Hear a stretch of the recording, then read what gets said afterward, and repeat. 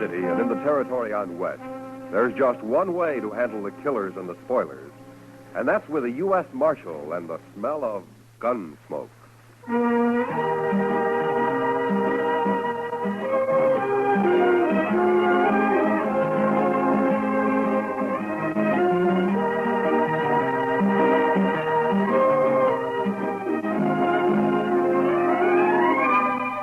Gunsmoke, starring William Conrad. The story of the violence that moved west with young America. The story of a man who moved with it. Matt Dillon, United States Marshal.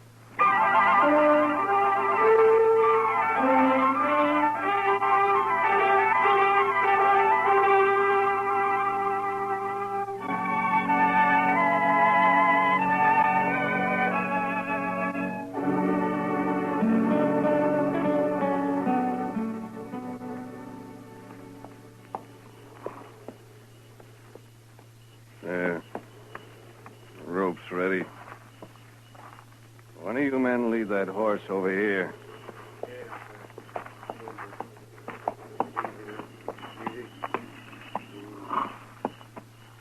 All right.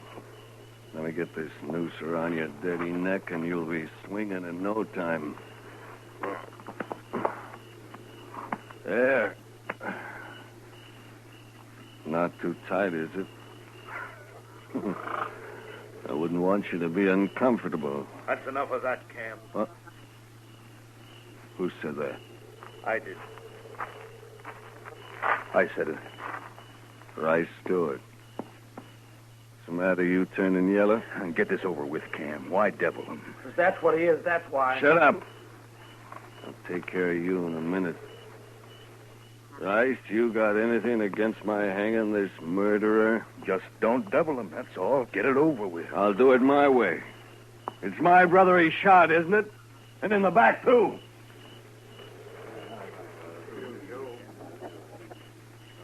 Rice, maybe you'd like me to turn this bushwhacker loose. Is that it? Oh, well, ask him his name. Nobody's even asked him his name. You'll hate this night. All of you. I was in on a lynching once, and I swore I'd never be in on another. Well, I guess the joke's on you, isn't it, fella? Look, I hear you laugh again, Cam, so help me, I'll shoot you. Maybe you shouldn't be here, Rice. How can you hang a man you don't even know his name? What do I care what his name is?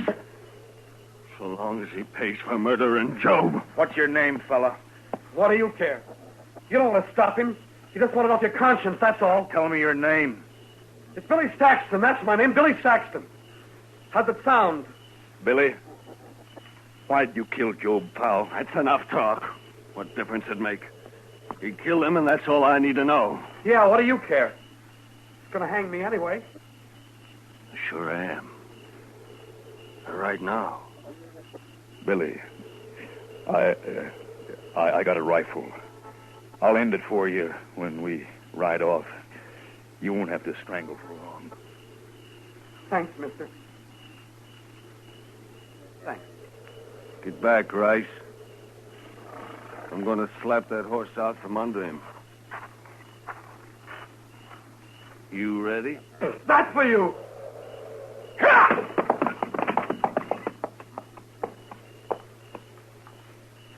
Let's go, men.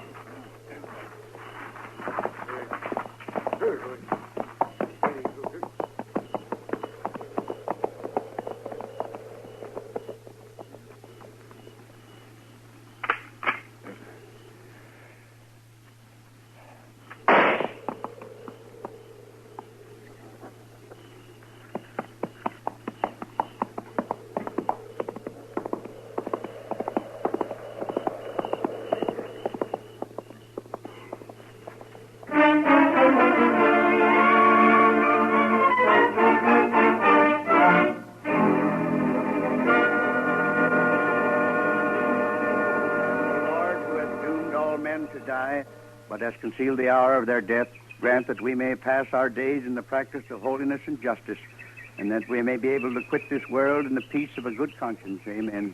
Amen. May Job Powell rest in peace. Amen. Amen. Go ahead, boys.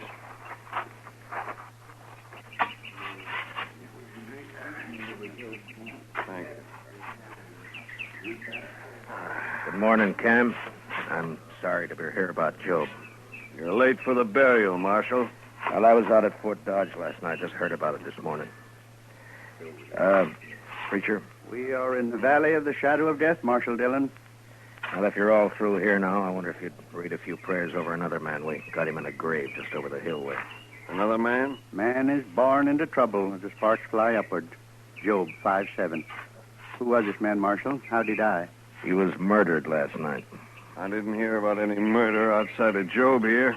Where was this shooting, Marshal? It wasn't a shooting. It was a lynching. I just buried my brother, Marshal. Billy Saxton shot him in the back.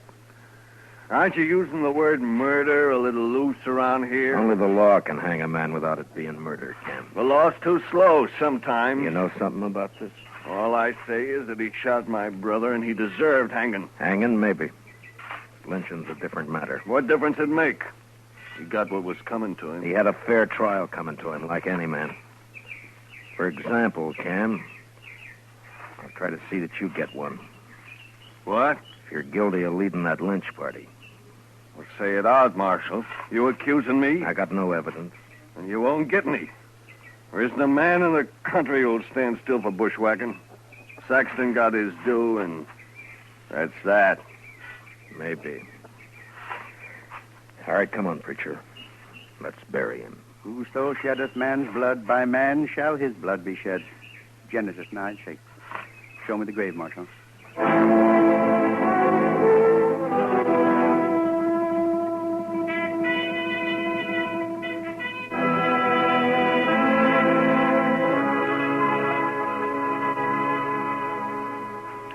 Why don't you just arrest Cam Powell, Mr. Dillon? Yeah, he won't admit anything, Chester, and I can't find a witness. Must be somebody who'll talk. Cam's a bigger man than ever now, with Job dead. The others don't want to cross him. Mm-hmm. He owns a lot of land, all right. And Job also owned a piece of the bank. Cam will get that now. Ranchers always need money, so they won't talk. Yes, and maybe they're ashamed, too, Mr. Dillon. Yeah, maybe. I saw lynching once, and not a man there could look in the eye for a long time afterwards. You weren't in on it, were you, Chester? Oh, my gracious, no, Mr. Dillon. I was just a small boy. That was back in Waco. They hung a cousin of mine there. Oh? Why? Well, sir, it's kind of hard to explain. He was about as honest a fellow as I ever knew, outside of some loose notions about other people's cattle. But, Mr. Dillon, I just don't believe that struck him as stealing. Why not? Well, because there wasn't anything personal about it, if you know what I mean. Well, I don't, but maybe you can explain it to me. Well, sir, it's just that there was all those cattle running loose on the plains, and I guess they seemed like a natural part of the landscape to him. He figured anybody could own them. Your cousin wasn't very bright, was he, Chester? I didn't know him well enough to say, Mr. Dillon. But anyway, they shouldn't have lynched him. No, they shouldn't have. And nobody's going to get by with lynching around Dodge if I have anything to do with it. No, sir. I heard Billy Saxton was at the Texas Trail last night. Maybe I can start there. He sure must have hated Job to kill him like that, Mr. Dillon. Yeah. I'll be back later, Chester. Yes, sir, Mr. Dillon.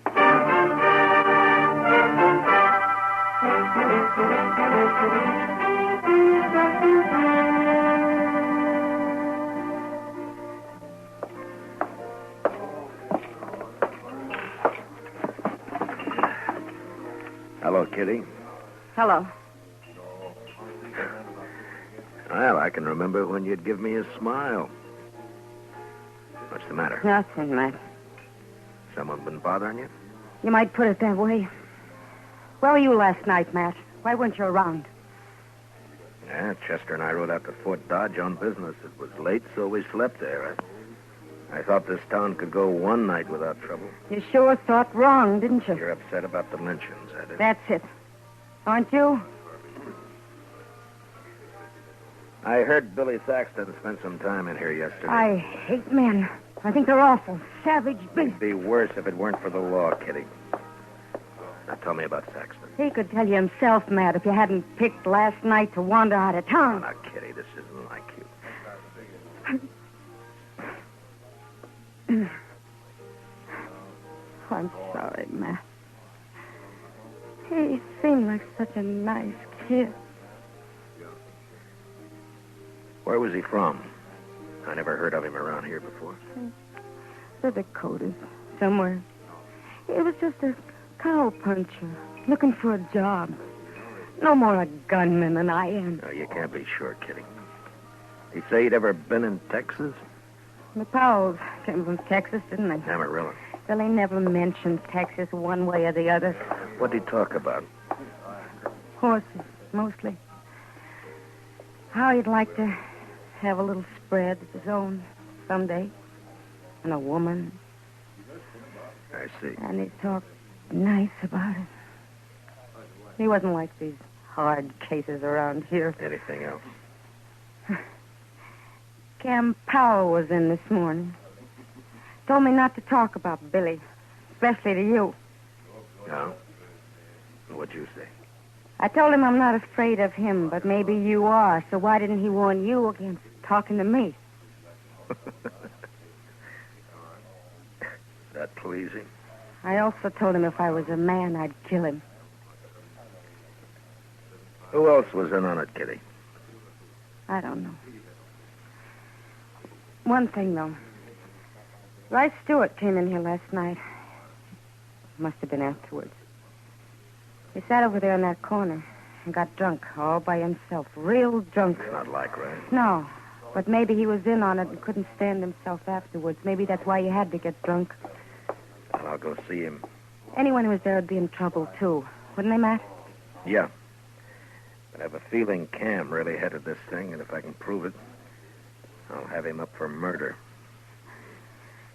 I'll keep my ears open, Matt. Thank you, Kitty.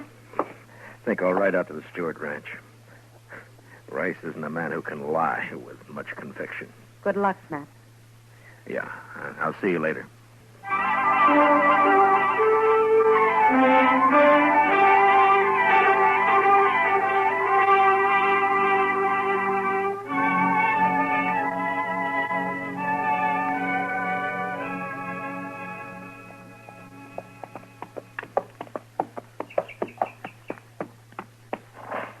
Hello?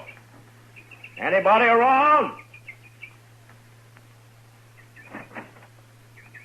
Get down, Marshal. I'm coming out of the sun. Well, thank you, Miss Stewart. Got a pot of coffee on the stove, Marshal. Oh, thank you, ma'am, but I'd like to find Rice first. Anything wrong, Marshal? No, I'd just like to talk to him. Rice come home real late last night, and he was awful drunk. First time in years. If you'll forgive me, Miss Stewart, I'd better find him. All right. Guess I'd rather Rice told me about it himself. Must be something up. Cam Powell was by earlier. Hasn't been around in months. Where'd you say Rice was, ma'am? Hasn't strayed far from the house today. Keeps coming in for coffee. Think he's drunk a gallon already. Well, I'll be back for some myself in a little while. Sure, Marshal.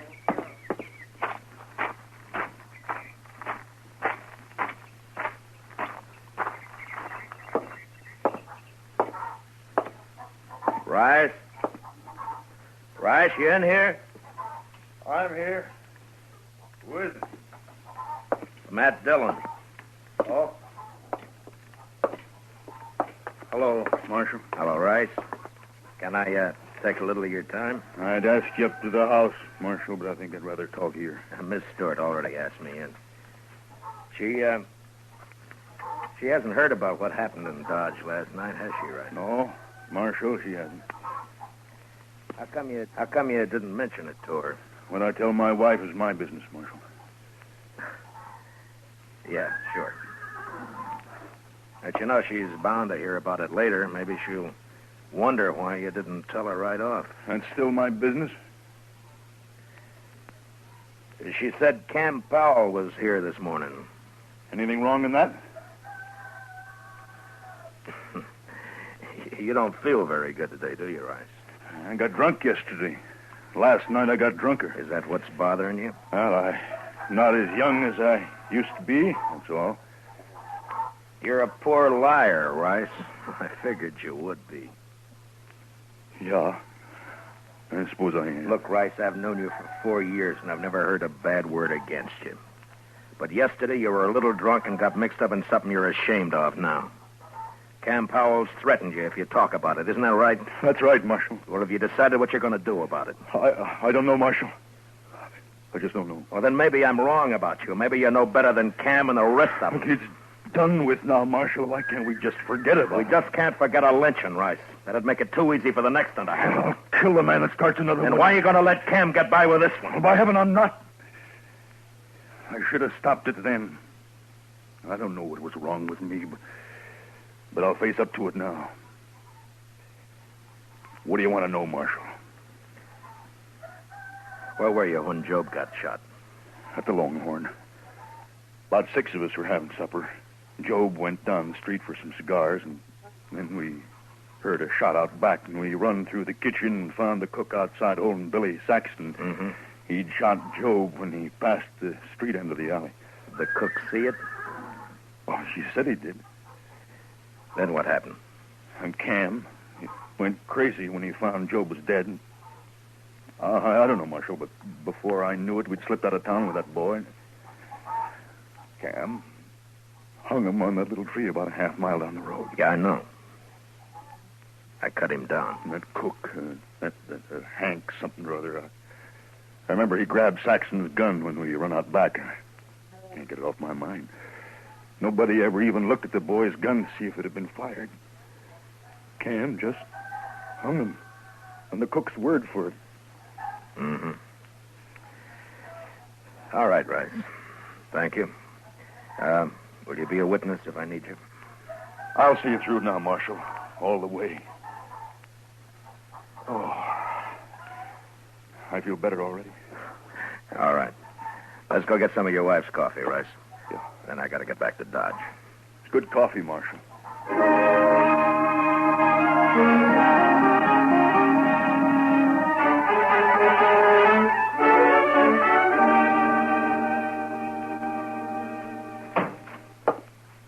Chester? Chester? Chester, where are you? I'm out back, Mr. Dillon. I'll be right in.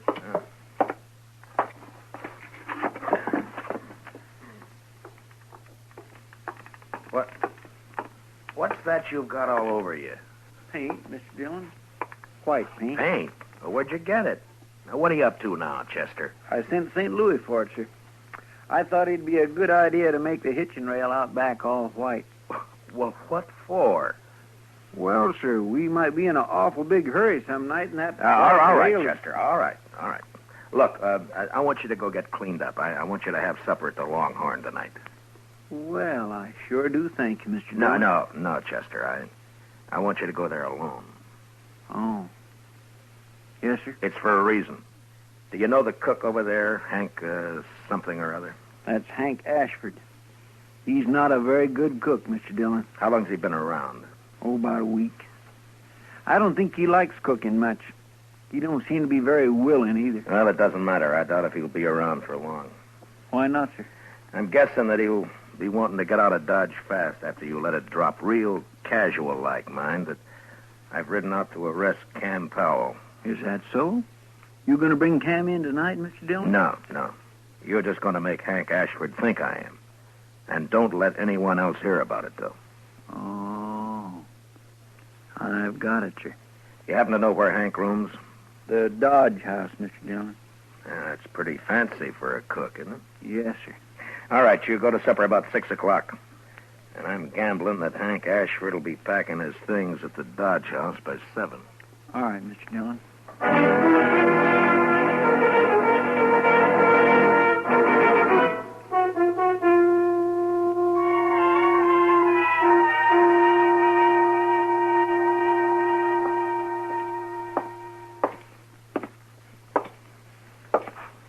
Oh, evening, Marshal. Evening, John. Hope you're not looking for a room. We're all filled up. Texans, mostly. Well, that's fine. What room's Hank Ashford got? 310, Marshal. Top of the stairs, straight down the hall. Uh-huh. Hey, you been up to anything? Looked to be in a mite of a hurry when he come in. He's here now? Went upstairs just a couple of minutes ago. Yeah. Sup him up, Marshal?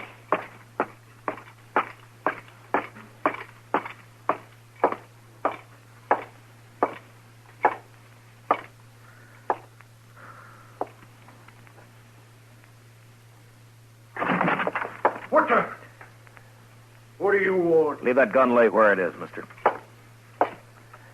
Here, I'll just put it in my belt. Less likely to get you in trouble that way. You're the marshal, ain't you?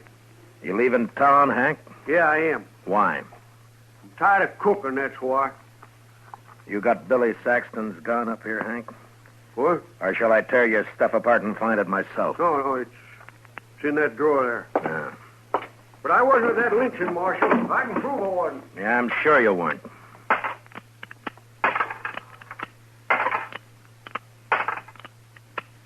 Yeah, all the shells are here. And the barrel's clean.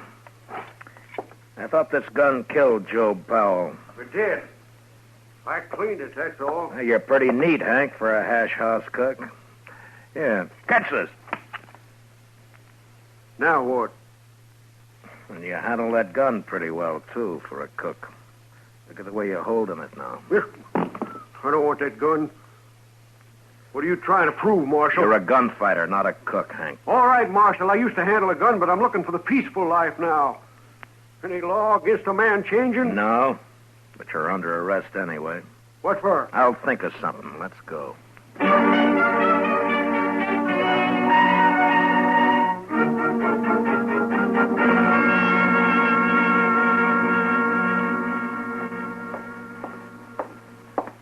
Hank wouldn't eat any breakfast, Mr. Dillon. Yeah, that's too bad. He says he won't be here long anyway. They all say that, don't they? Yeah, he may be right. I see Cam Powell coming across the street for him right now.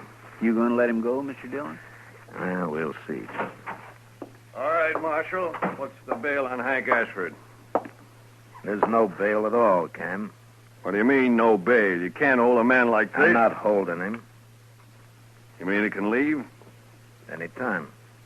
Then what'd you arrest him for in the first place? Oh, let's say, suspicion. Suspicion of what? Well, drunkenness? He wasn't drunk. No, but he might have got drunk.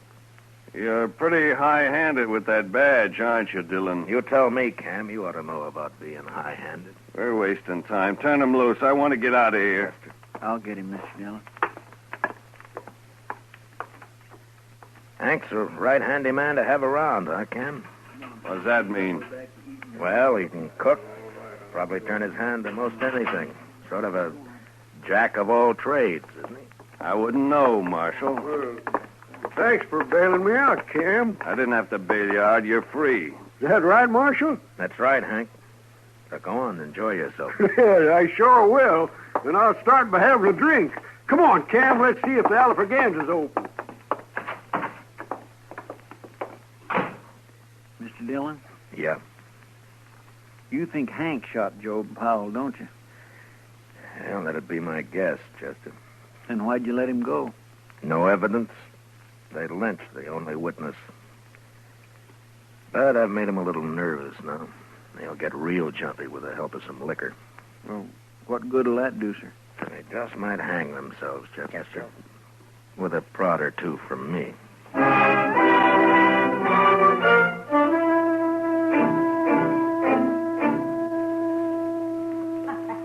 Well, come on, let's yeah. Are you still here, gentlemen? May I buy you a drink? What are you doing here, Marshal?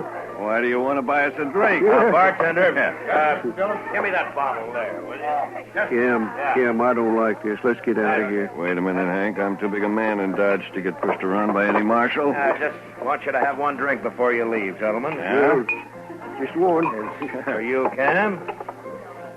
And for you... Thanks. Yeah.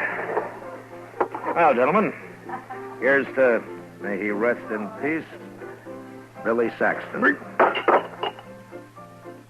You looking for trouble, Marshal? You're the one who's got trouble, Hank. What do you mean? You turned me loose yourself. Yeah, I know. But what about Cam here? What? You think Cam's going to let you go after everything you've told me? What'd you tell him, Hank? Nothing. He's lying. I told him nothing. And what are you talking about, Marshal? Just that I've got about all the evidence I need, Cam. Won't you ask Hank? He can tell you.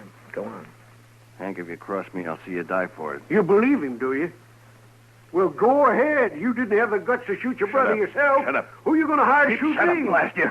Shut me up. Shut You're me drunk, up. man. Use your head. You got us in enough trouble already. I have. If you'd let me shoot that boy when he stumbled on me, would have been it, all right. stop it, stop you may it. be rich, Cam, but you sure ain't smart. I'm going to kill you, Hank. Well, draw on me and I'll have 2 pals tomorrow. All right, hold it, both of you.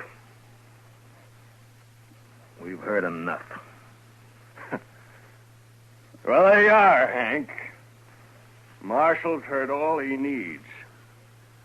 You're done for now. Yeah? Well, I shot a marshal in Trinidad once. Don't see why I can't shoot one in Dodge. Don't try it, Hank. Why not, Marshal?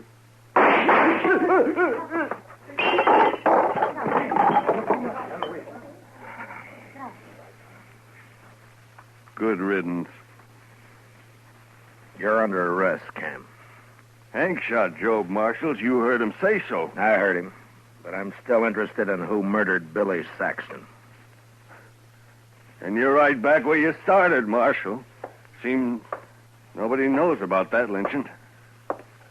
I know about it. Right stood. I'm not proud of it, but I was there. I witnessed the whole thing. I'll take your gun now, Cam. I guess you win, Marshal. Nobody wins this time, Cam. Now, maybe the next time anybody gets an idea about lynching a man around here, they'll think twice. Now, you lead the way.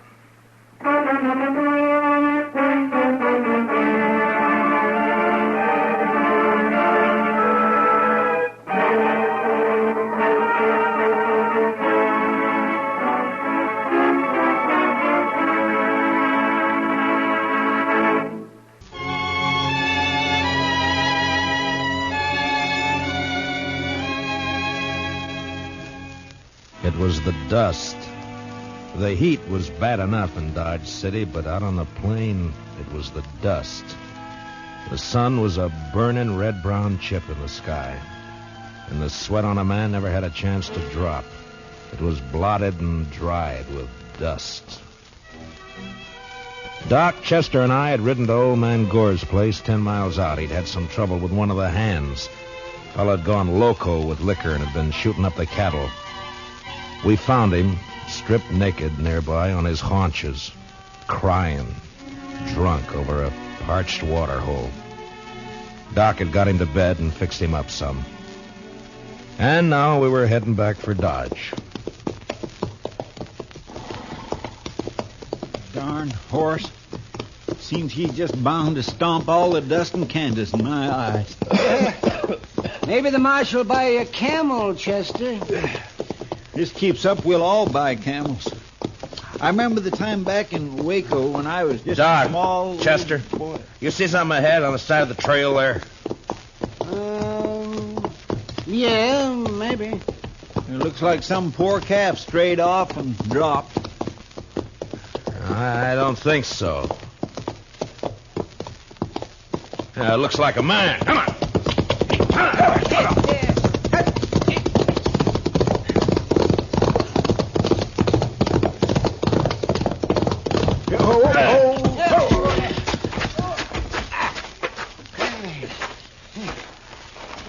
Chester, get the water bag. Yes, sir. Yeah, let me have a look, Marshal. Yeah. Let's see. Heat. Is he all right? Well, depends on how long he's been lying here. Here you are, Mr. Dillon. Open up his shirt, Marshal. Chester, get some of that water on his wrists. All right. He looks like an Easterner, huh? Sure not dressed for this country. Oh, well, that's better. That's better. Try to get a few drops in him. All right, Doc. No, not too much, Chester. Not in his nose, Chester, his mouth. Well, my gracious, I'm sorry, Mr. Dillon, but he moved his head. It's not so easy to... Hey, look, he's awake. You're all right, mister. Just take it easy for a bit now. Oh, that this too solid flesh would melt, thaw, and resolve itself into a dew. What did he say? Oh, it's out of his head, Chester. For this relief, much thanks. Forget it. Chester, get around the other side and shade him from the sun. Yes, sir. The sun. I begin to be a-weary of the sun. I don't blame you. What happened? My wagon shed a wheel, I fear, along the high road. I know not where I am. You're about 4 miles out of Dodge City. Kansas. Kansas. I would give all my fame for a pot of ale and safety. We better get him to town quick. He's in a bad way. He's delirium. You think you can make it on a horse? We'll take him into Dodge.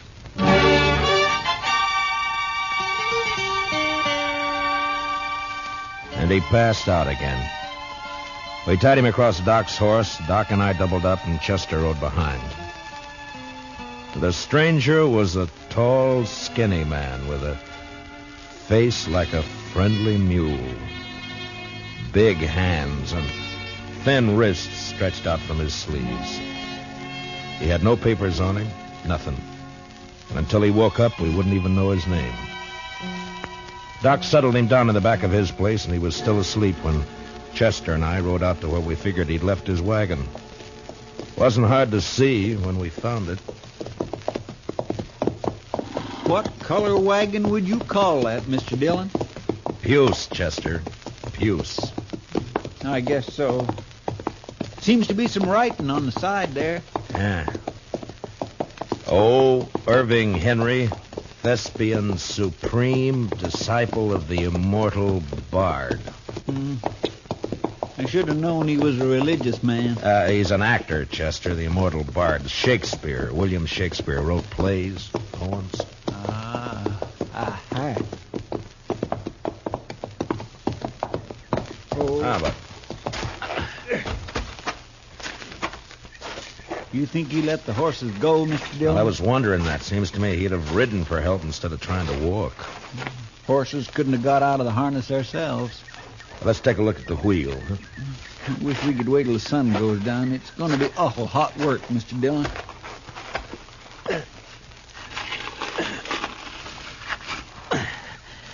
It's not too bad. The pin fell out.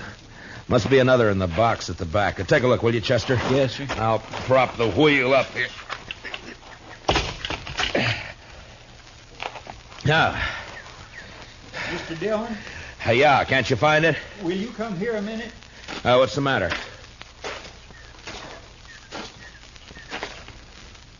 Take a look in there.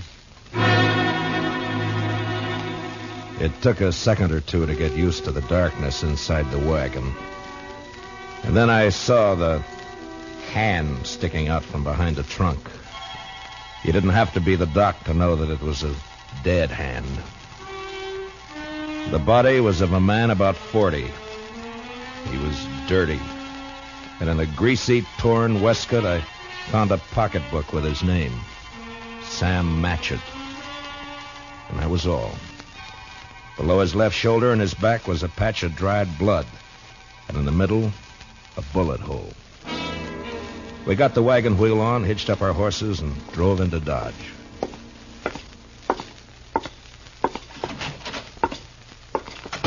Doc? Oh, that's you, Marshal. Yeah. Yeah, be right out. All right. Get that fella's wagon fixed up? Yeah, I brought it in. Is he awake? Oh, I haven't looked in the last half hour. I was making coffee. You want some? No, thanks. Oh, it's a funny thing about coffee. When it's hot weather like this, drink it scalded and it makes you feel cooler outside. Look, Doc, I got to see that fellow. I want to ask him a couple of questions. Oh, that's so? I found a dead man in the back of his wagon. You don't say. You better take a look. Chester's bringing him in the side. Oh, sure. You want to go on back? Yeah, thanks, Doc.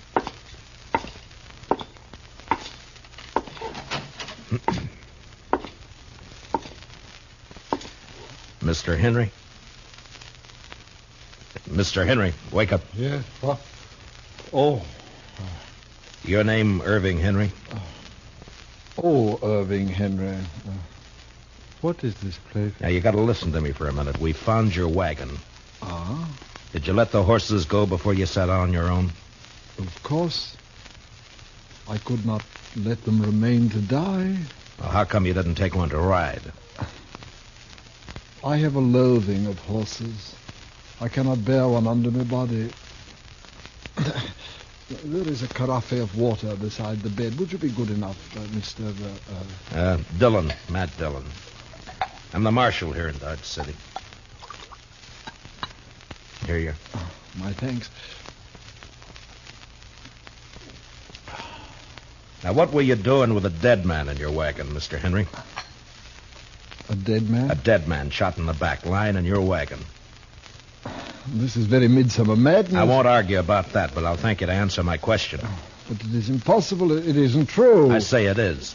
You lie on your throat if you say that I'm any other than an honest man. Look, mister, I didn't say you weren't honest. You're an actor. And you got a fine way of saying things, but murder's murder. I don't care how you say it. Now, I'm asking questions, and I want straight answers. Your pardon, sir. What you tell me, in truth, if it were played upon a stage, I would condemn it as an improbable fiction. I swear to you, I know nothing of a body. Did you come through Hayes City? Yes. Do you know a man there called Sam Matchett? No. You had no trouble in Hayes City? No. What are you doing in these parts, Mr. Henry? I am touring the provinces. An actor eating the bitter bread of banishment. And my talents are not taken for their worth in the East. And therefore, I bring the immortal bard to the hinterlands. And now, sir, that the interview is ended, pray give me leave to depart. I'm sorry, I can't do that. You'll have to stay until we get this thing cleared up. Mr. Dillon, Doc would like to see you. All right, Chester. Stay here with Mr. Henry, will you? Well, sure, Mr. Dillon, sure. How you feeling by now, Mr. Henry? Would you like some more water? These evil manners live in brass. Doc? Right here, Marshal. Yeah. Fill me cup, father's boy. What'd you find? Well, there's one thing. This man didn't die right away. I mean, not right when he was shot. Is that so? No. More likely bled to death. Inside. Uh-huh. You think he might have been able to climb up in the wagon after he was shot? He might. There's another thing. Yeah? You see the way he's dressed? Now, you take a look at that. What? Help! Come on, Doc. Chester. What's the matter with him? Chester. He took my gun when I was pouring him some water, Mr. Dillon. He must have gone through the window, Marshal. I tried to get it back. It went off. Take care of Chester, Doc. I'm going after him.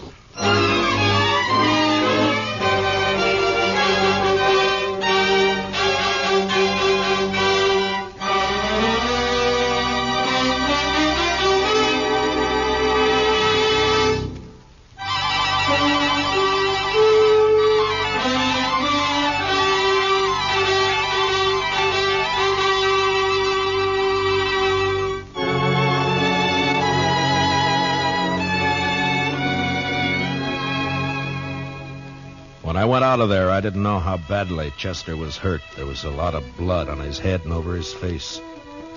It was nearly dark outside, and the street was empty. It was supper time.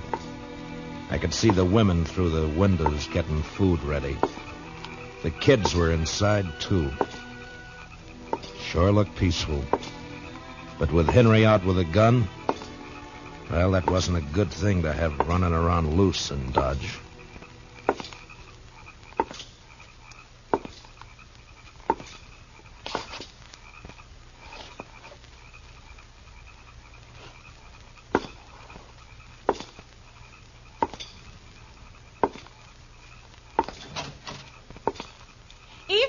Dillon? Did you see a man run down the street, Miss Fletcher? Well, no. Oh, you better get inside and lock your door. Don't come out again. There's a killer loose.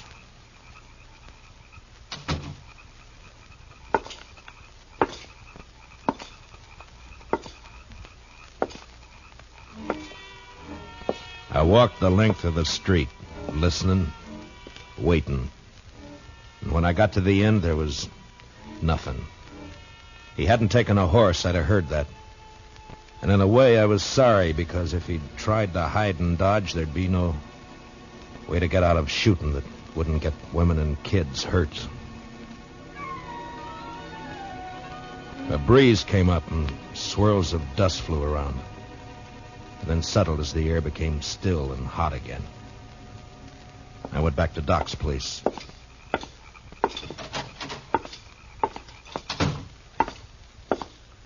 Oh, did you find him, Marshal? No. How's Chester? Oh, I'm fine, Mr. Dillon. Just creased my head. More mess than hurt. Oh, good, Chester. Look, you want to go home or you want to work? I want to work. All right, go down to the office, get yourself another gun, and round up some men, many as you can. As long as Henry stays in town, we're in trouble. Now, keep your eyes open. Meet me back here. Yes, sir, Mr. Dillon. Take my gun with you, and if you see him, watch out. All right, now get going. Yes, sir. Now, Doc, I'm going to have to make you a deputy, too. Well, maybe instead of digging out bullets, I'll be putting some in. It's not funny, Doc. Now, come on. All right, we'll start here. I'll take this side, you take the other. Get the men to go through their houses and tell them to look for their horses. Tell them what's happening. By 10 o'clock that night, as far as we could tell, Henry hadn't left town. There were plenty of places for him to hide, though. We had 50 men out searching. Chester and I were working along back of the express office.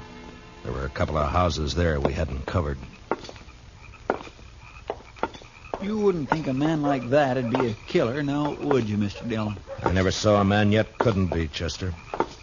Depends on your reasons for killing, I guess. Now, let's take a look behind these boxes. Huh?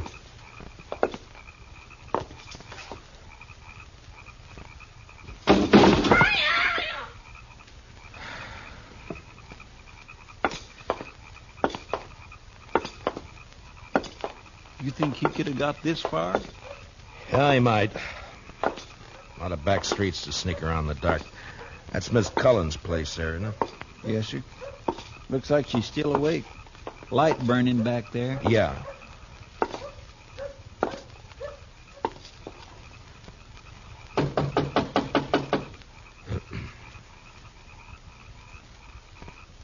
Seem a bit cooler to you tonight, Mr. Dillon? Yeah, a bit.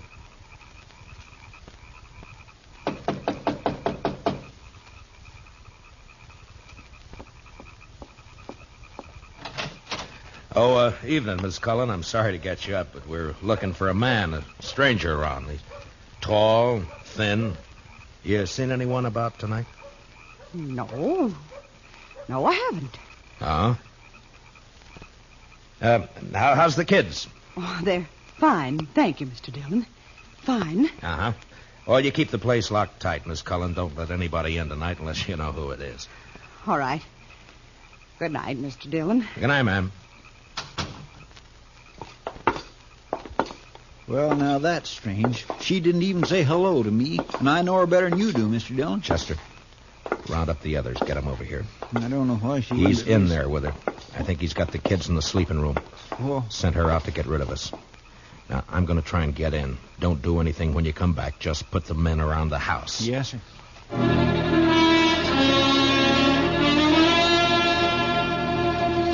I'd seen Miss Cullen make a move with her head, and her eyes said the rest.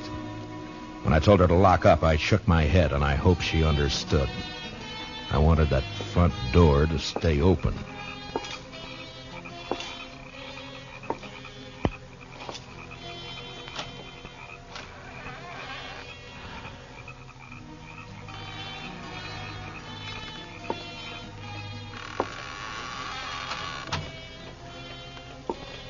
I'll keep my promise as soon as I can. He was in there, all right. I could hear him. Believe me, I wanted him alive.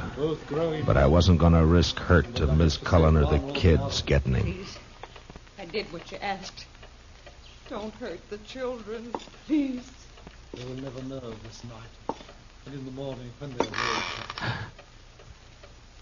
What's that?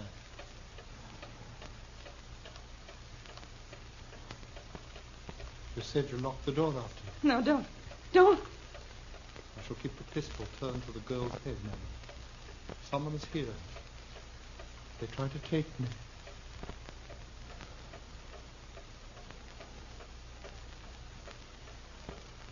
Who is it? Who?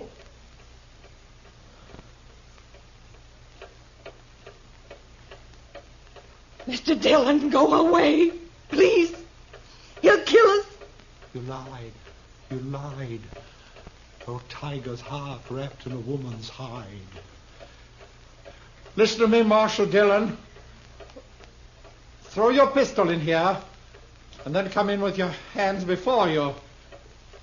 I have no stomach for child killing, but I will not hesitate to do so.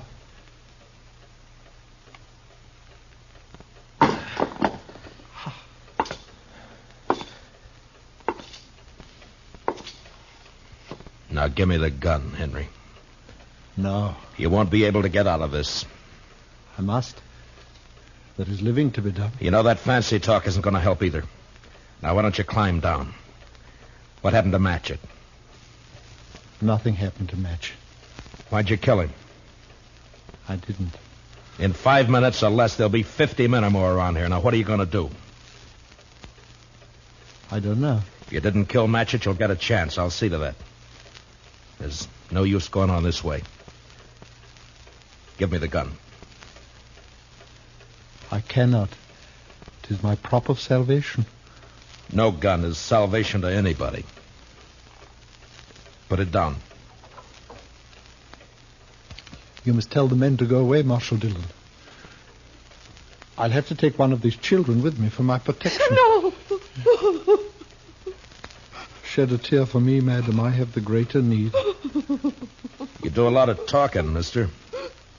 I'd like to see you turn the gun away from that kid's head. That'd take more than talk, wouldn't it, though? I have no skill with such a weapon. Why should I match with you? I want to live.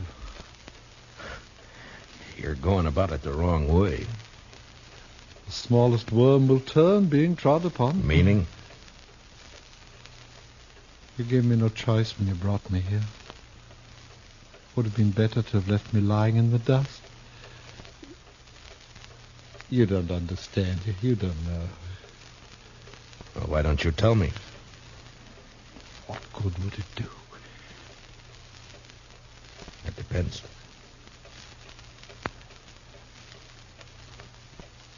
My life has been the theater. As a boy, I was a student of Shakespeare. You would look at me. Who would accept this face for Hamlet?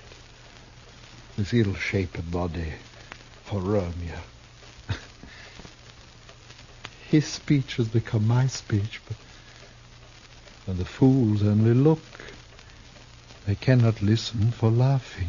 There have been ugly men before you. It hasn't been cause for murder. Why'd you kill Matchett? In New York, there was a man, a gross, stupid man who fancied himself an interpreter of the bard. He took me, as his apprentice. And together we set out for the tour. I would play only the voices. Never Richard, never Henry, never Lear, only the voices. Whilst he, stumbling, drunken, he muddled and tore to a tatter the words that I should have spoken.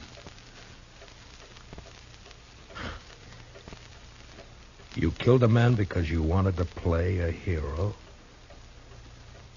How easily murder is discovered. Yeah, sometimes, I guess. It was yesterday. We were leaving Hayes City. We played there for 2 days, and it made me a laughing stock. It was night, and he became drunk and threatened to leave me in the next town. I made him stop the wagon, and taking up a pistol, I shot him. He did not die at first, and when I saw what I had done, I wanted him to live. And I put him into the wagon, and I drove on, hoping to find a doctor. Then, as the night passed, I saw that he had died. And I was afraid. The wagon broke down? Yes, I put my purse into his clothes and took his name for mine. How I've hated the name of Sam Matchett. But you wouldn't understand. I wouldn't? Well, what now? I want to live. I want my chance. You've done a murder. I can't let you go. You know that. Don't make it harder. I lost my husband 2 years ago. I know what it is to be alone. You've been alone, haven't you? I'm sorry. But you killed someone. We may pity, though not pardon, dear. I'm going now, Marshal. If you walk out of there with your gun, you're a dead man. Death's a great disguiser. I must have my chance. Don't do it, Matchett. There'll be killing. Madam, forgive me. I would not have harmed your children. Matchett, put down your gun. Let me go my way.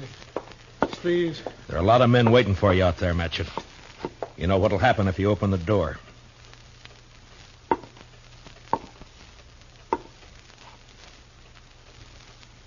Don't do it, Matchett.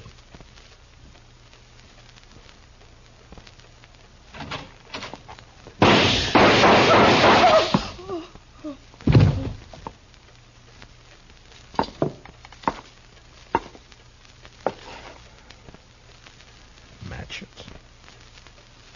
To sleep. Perchance to dream. Aye, there's the rub. For in that sleep of death, what dreams may come.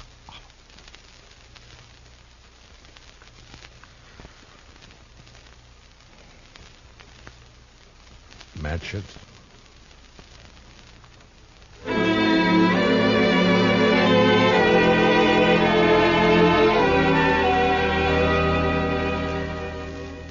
He knew he was going to die. The minute he opened that door, he knew it. And maybe he wanted to, because he fired first, a single shot. We buried him in back of the church, and I found some words in a book to put on his grave. He that dies pays all debts.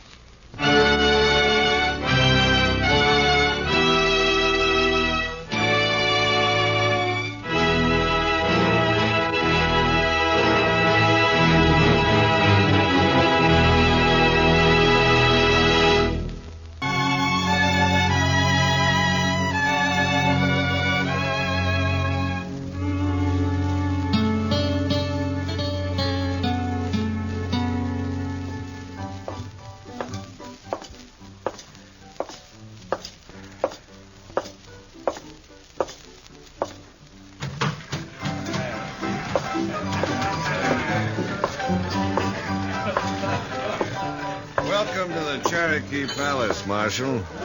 I see you received my complaint. I got it, Mingo. Where's Stanley? Where do you think? Upstairs. Brandy?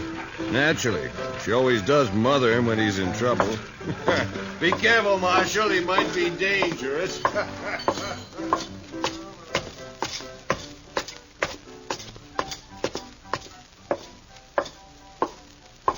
Well, Marshal, you got a sweet word for Dixie? Yeah. Move. Oh, it's not very sweet. It was to the point. Say hello to Jim for me, huh?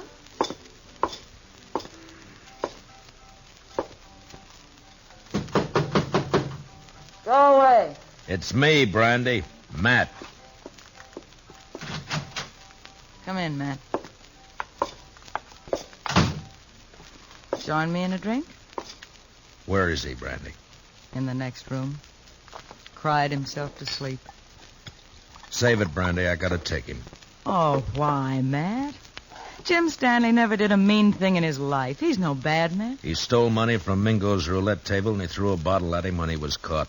Mingo's pressing charges. Stanley can clear himself in court. Huh. Against Mingo's witnesses? Do you bring Stanley out, or do I go get him? Go get him.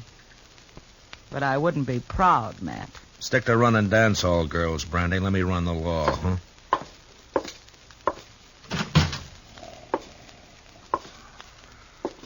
Stanley? Stanley! Oh, it's you, Marshal. I was sleeping. I want you to come with me, Jim. Come with you?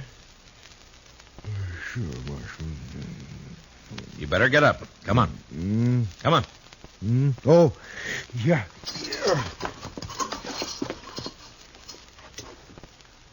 Oh, where are we going, Marshal? Would you like to visit my ranch? I got a new colt.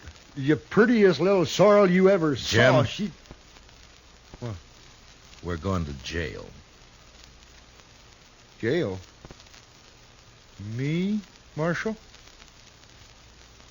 Do I have to? Yes, Jim. I've never been in a jail. I'm sorry, Jim. No. I can't go in there. Oh, Marshal, I ain't never been locked up before. Please, don't make me. I have to.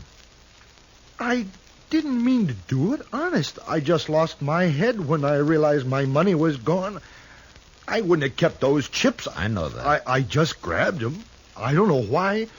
They were there, and I just grabbed them, and then Mingo started in on me. He kept saying things, bad things about... Take it easy, Jim. I wouldn't have cared, except that, well, Dixie was there. He kept yelling at me that I was a thief right in front of her. I tried to make him stop, and he wouldn't. Then something happened. The bottle was there. You threw it at Mingo? No, I just threw it, Marshal. I was crazy. I didn't mean to hurt nobody. I believe you, Jim. Marshal, will you ask Dixie to come and see me later? Yeah, sure, I'll ask her. Thanks. I just want to tell her not to blame Mingo for all this. She might say something or give up her job. Don't worry, Jim. I don't think Dixie's going to give up anything.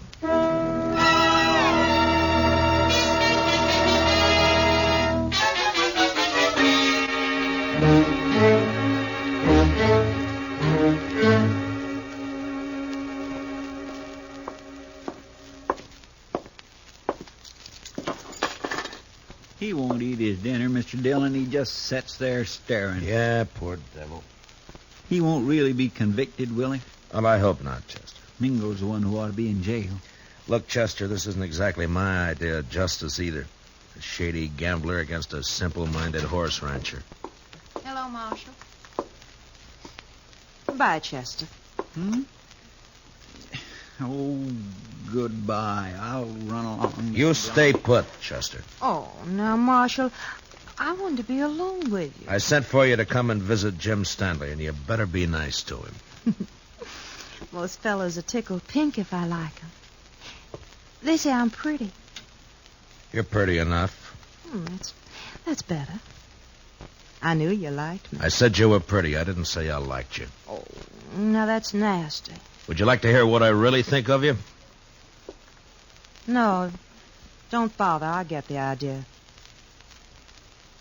You're Mingo's girl. When I feel like it. And why do you have to tease a man like Stanley, drive him to drinking and gambling and trouble like he's in now? He's sweet. He thinks I'm beautiful. Yeah.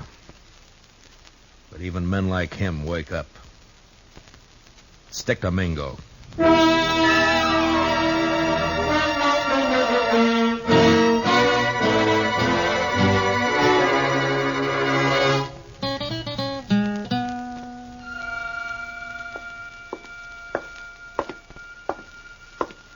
Hello, Marshal.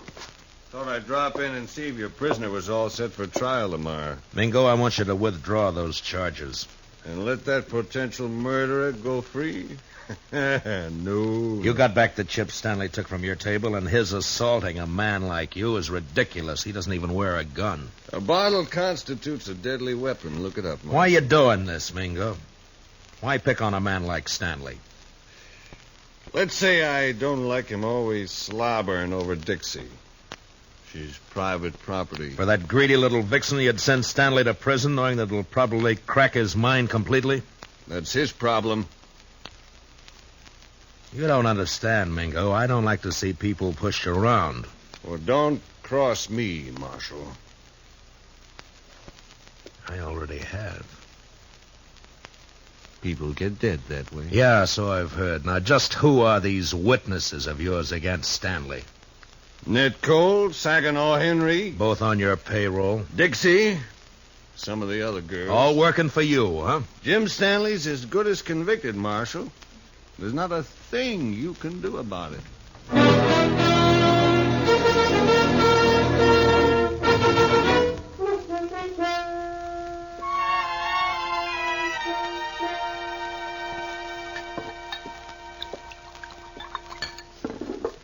Here, man.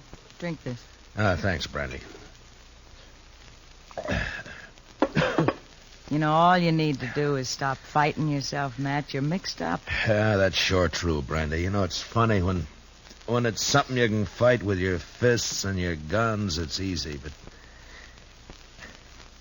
how do you fight a deal like this?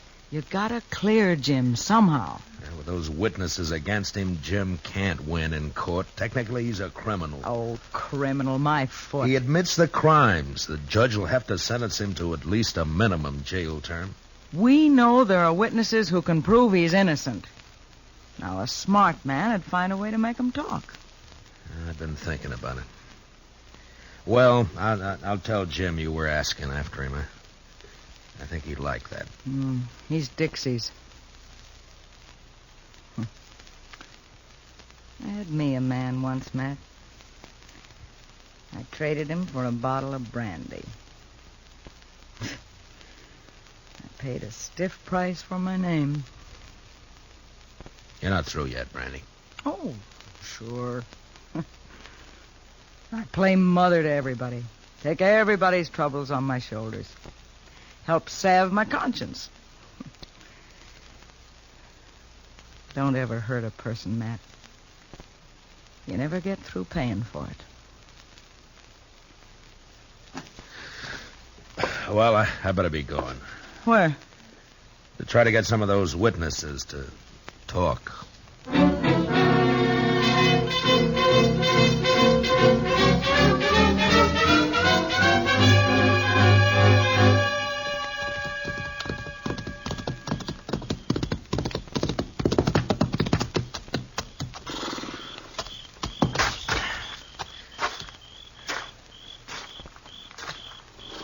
Hello, Saginaw. Huh?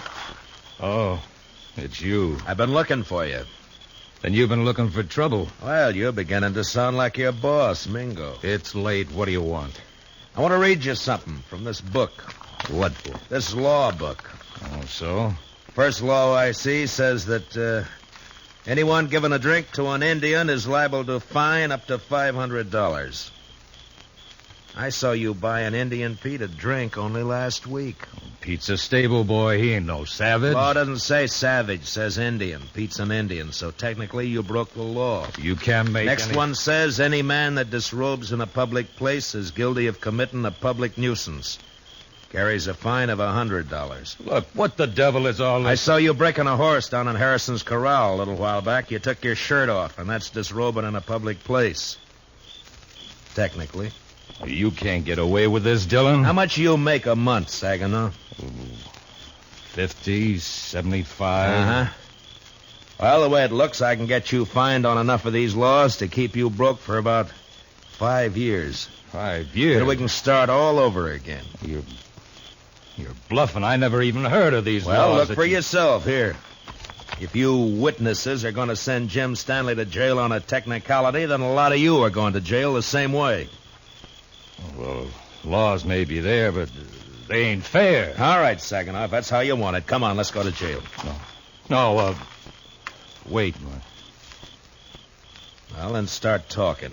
Well, Dixie shilled Stanley into losing his money, and me and Ned Cole egged him into grabbing a couple of chips when the wheelman wasn't looking. On Mingo's orders? Sure. Stanley looked down at the chips we swiped, and he reached out to hand them back when Mingo jumped him. What was Dixie doing? Trying to keep from laughing. Yeah, I'll bet.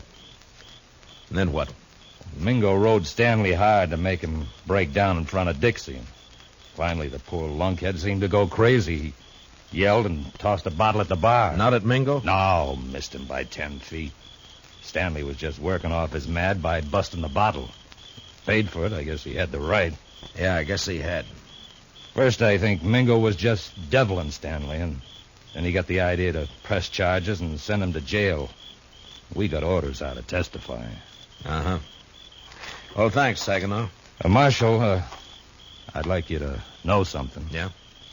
I'm glad I told you about Stanley, because framing him into prison isn't my idea of something to be proud of.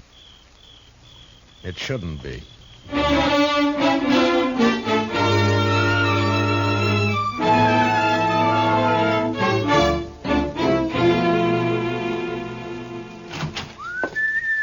Ah, good evening, Chester.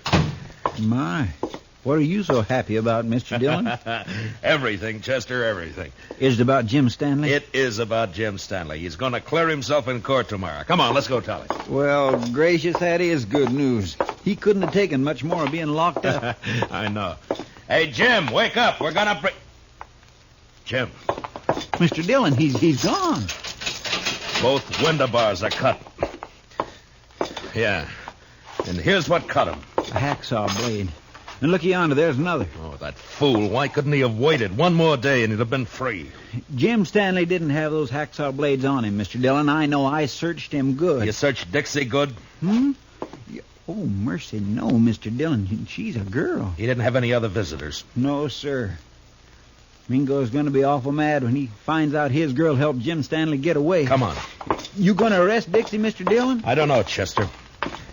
First, I gotta find her.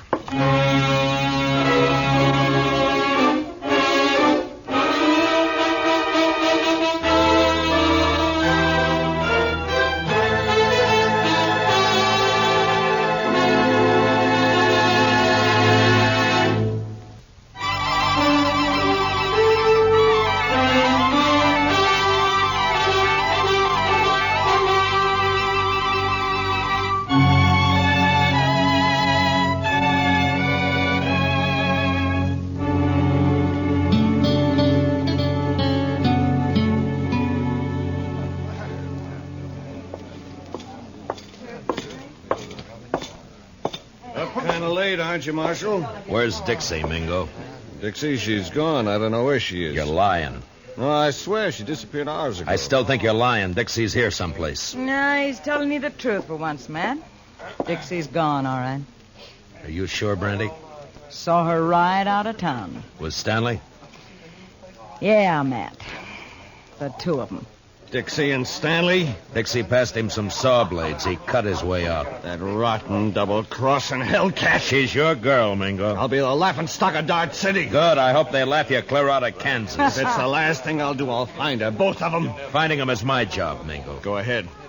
But you better beat me to them, or you'll be arresting them dead.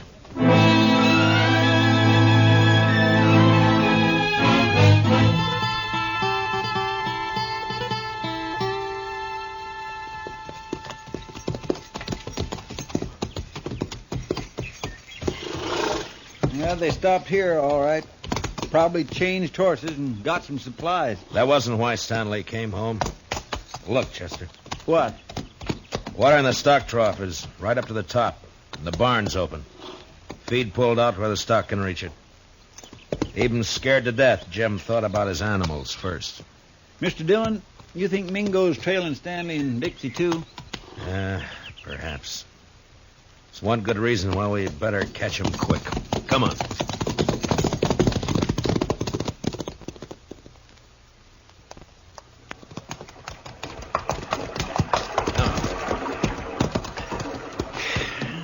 Still no sign. Looks like we've lost them for good now. What do we do, go back, Mr. Dillon? We can't let Mingo find them. Sure, but the way they've been zigzagging back and forth for the last 4 days, we don't have a chance in 1,000. I'm not so sure, Chester. Hmm? You know, there's a certain pattern about the way Stanley and Dixie have been moving. I don't think they're trying to leave this section at all. Yeah, we have been getting closer and closer to Dodge with every circle lately. And not only to Dodge. Mr. Dillon, you got an idea? Yeah, maybe. Come on, we'll ride back to Stanley's ranch.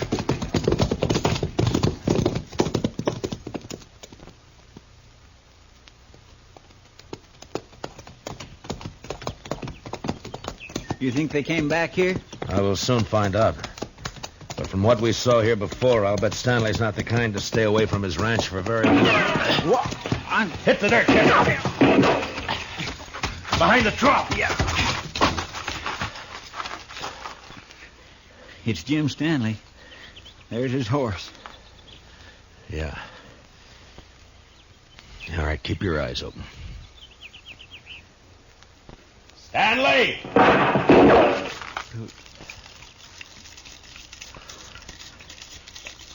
Jim, it's Matt Dillon. Let me talk to you. You go away, Marshal. I don't want to hurt you, but I ain't going back to that jail. Now, you go away now. I'll kill you. Jim, listen to me. I've got a witness. You better leave quick now. Please, Marshal. Mr. Dillon, I'm getting wet. That's better than getting shot. Keep your head down. Yes, sir. Sure is wet. Stanley's in a good position. Closest cover for us is the barn. That's across 50 yards of clearing. That's a long run. He could pick us off before we made 10 feet. Yeah. Jim! I'm not leaving until I've talked to you. Leave me alone, Marshal. Can't you leave me alone? I'm coming to talk to you, Jim. No! No, stay back! I warn you! Mr. Dillon, don't do it. That's a crazy man. That's a frightened man, Chester. I'm coming unarmed, Jim. I don't think you're a murderer, but if you are, this is your chance.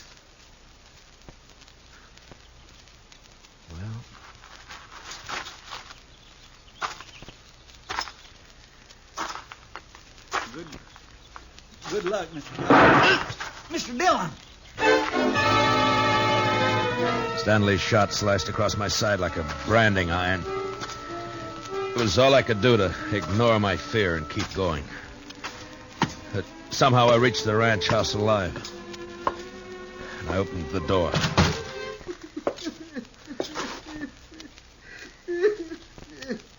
Jim Stanley stood there holding his gun. And crying.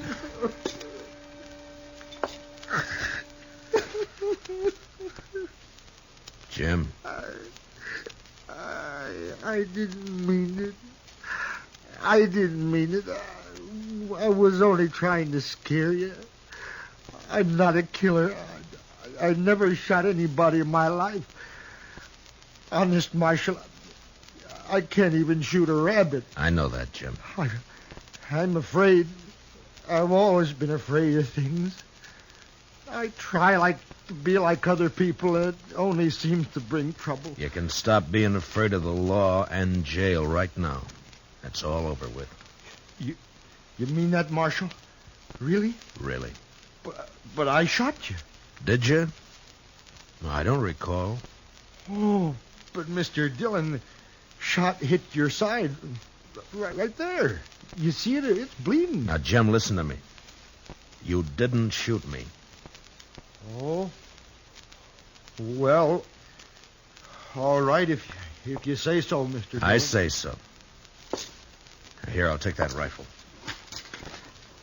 Now, let's go back to town and get this business settled, huh? You've been good to me, Marshal. Forget it, Jim.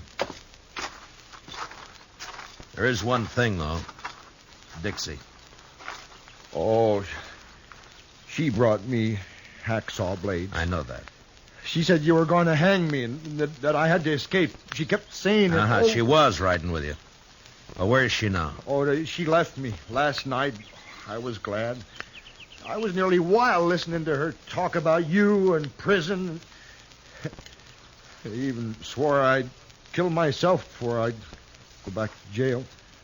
I'm glad you didn't mean it. Oh, I meant it at the time. Oh, I was sure scared. You feel better now? Oh, yeah. Yes, I know everything's just going to be fine.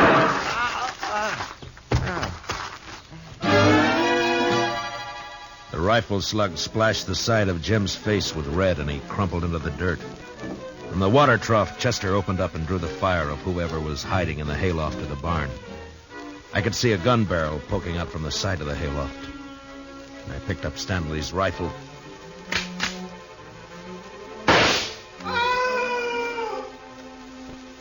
Mingo. Mr. Dillon, are you all right? Yeah, Chester. But Mingo's dead. Well, how about Jim Stanley, Mr. Dillon? Yeah, he was scared more than hurt. He should come to any minute. Well, my goodness. Oh, this looks like a sure enough war's been happening around here. Where have you been, Dixie? Oh, sure now, Marshal. A girl's got a right to look after her investments. My Mingo and Stanley both dead. Well, now that's a real shame. Hmm? Oh, but Jim Stanley's Chester. You said investments. The only investment you've made is prison time for helping Jim escape. Me? Well, how are you going to prove anything, Marshal? With Jim dead. But he's the Chester, why don't you go look after the horses? But Mr. Dillon... Yes, sir. It's a right good thing because I'm going to be terribly busy, you know, taking care of poor Jim's ranch and money and of course, the funeral and everything. Why should all that concern you, Dixie? Because I'm Jim Stanley's widow. What? I married him 3 days ago in this city. It was such a sweet wedding. Yeah, I'm sure it was. And now all I have left are some memories. And, of course, this little old ranch and Jim's money. Dixie, there's something you should know. Hmm? You also got a husband. Have you heard enough, Jim? Enough. Jim! When I saw you fall... You're sure bad, Dixie? Oh, Jim, you mustn't pay no mind to what I said. I was upset. Didn't I come back just to be with you? No good, Dixie. Jim's onto you now. Jim, are you going to let him talk to me like that? He's my friend. And I don't like you now, Dixie. Oh, that's too bad. I'm still your wife. Marshal, can she make that stick? Well, by law, you have to support her, Jim. Of course, it don't say how. Marshal, you stop putting ideas And, of course, she has to take care of your house for you, Jim. Clean it, do the chores, cook for you. Cook? Me? Cook for him? He can make you, Dixie. It's his right. All right, or not. I'd like to see him try. He can do it, Dixie. Yeah? Well, they can't if I'm not here. And I'm leaving right now.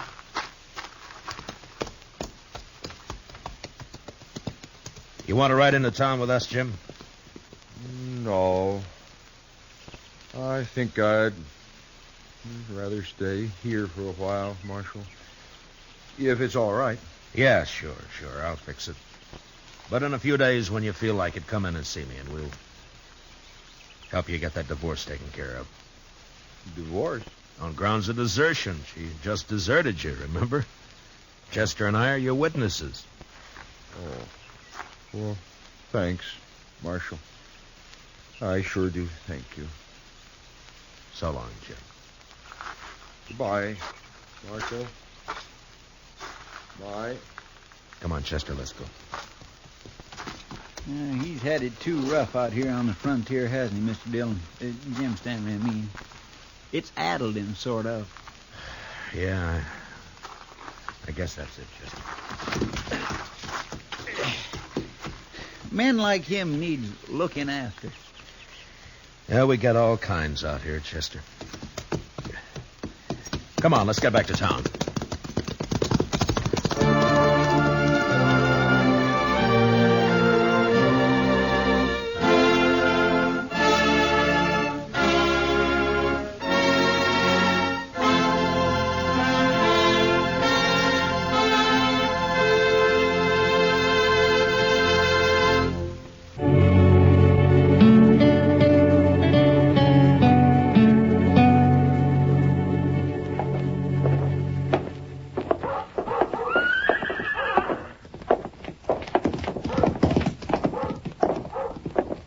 There it is. Yeah. Wonder if he's in. We'll soon find out. Look him over close. You've got to know how he stacks up. Yeah, I know. Hope he doesn't recognize us. He won't. Come on.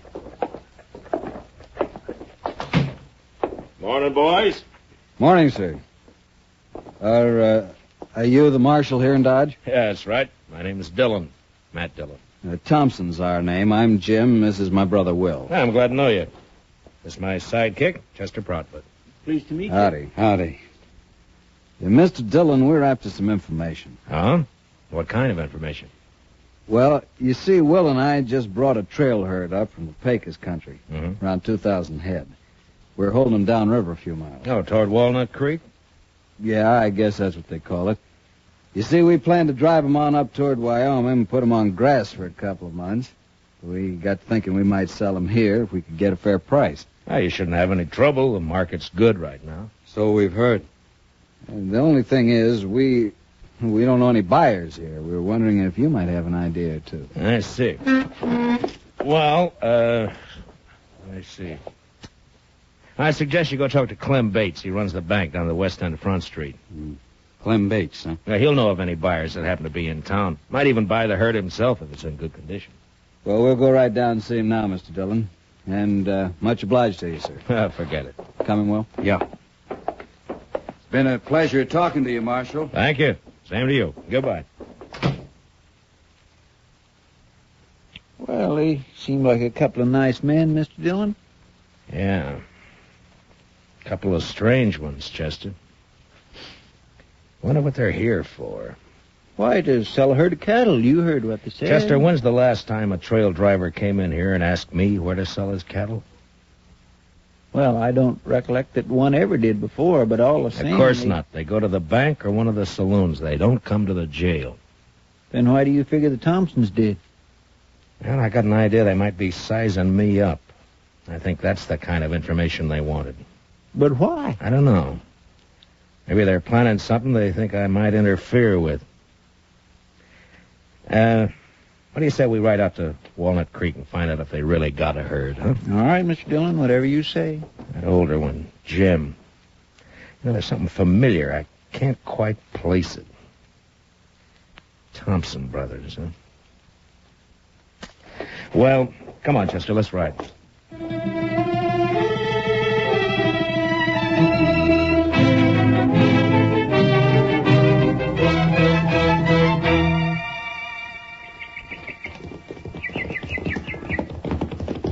Oh, boy.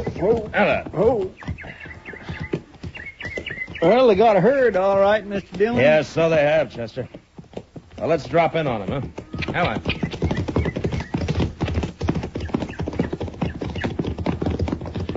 Smoke's coming up behind those willows. Must be their camp. Yeah, I guess so. These cattle are carrying a Circle Bar Tea brand. I never heard of it. It's like the Thompson brothers, Chester. I never heard of them either. At least not by that name. Camp looks deserted, Mr. Dillon. Yeah, Right way out! Somebody coming out of the wagon there. Yeah, he must have been asleep or... Well. You fellas better turn them horses around. Hello, Houston. Dillon, I didn't recognize you. Well, now that you have, why don't you put the rifle down? Well, sure, Marshal. I got no quarrel with you. You used to figure you did. Well, How long you been working for the Thompsons, Houston? Just a couple of months, I ran into him down on the Pecos and hired out for the drive. Did you know him before that? No, I just happened to run into him, and I heard they was looking for riders. Riders? I never knew you to hire out for anything but gunslinging.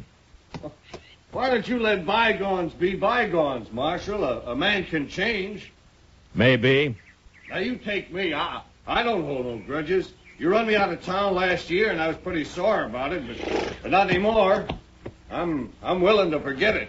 If you do, you'll be making a mistake, Houston. Now, look, I told you to get out of Dodge City and stay out. That still goes. You understand me? All right, Marshal. That's the way you want it. I'm not in Dodge City. Not yet.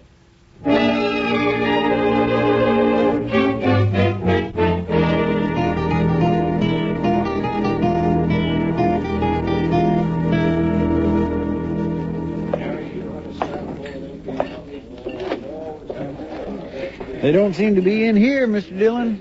Yeah, we'll wait, Chester. They will be sooner or later. Well, it was a real dull day up until now. Hiya, Kitty. Good to see you, Matt. Chester. You're on your own. What? Stick around, though, huh? All right, Mr. Dillon. See you later, Miss Kitty. All right, Chester. You like a drink? Not now, thanks, Kitty. I was looking for a couple of strangers in town, the Thompson brothers. Oh, yeah. They were in earlier. Seemed very pleasant, quiet, real polite. Mm-hmm. People aren't always what they seem to be, Kitty. Well, are they mixed up in something, Matt? I don't know. Well, then what do you mean? I don't think their name is Thompson. And I don't think they came here to sell cattle. But they brought a herd in, Yeah, Matt. I know that. But I'm pretty sure I've seen that older brother somewhere before. Somewhere, sometime.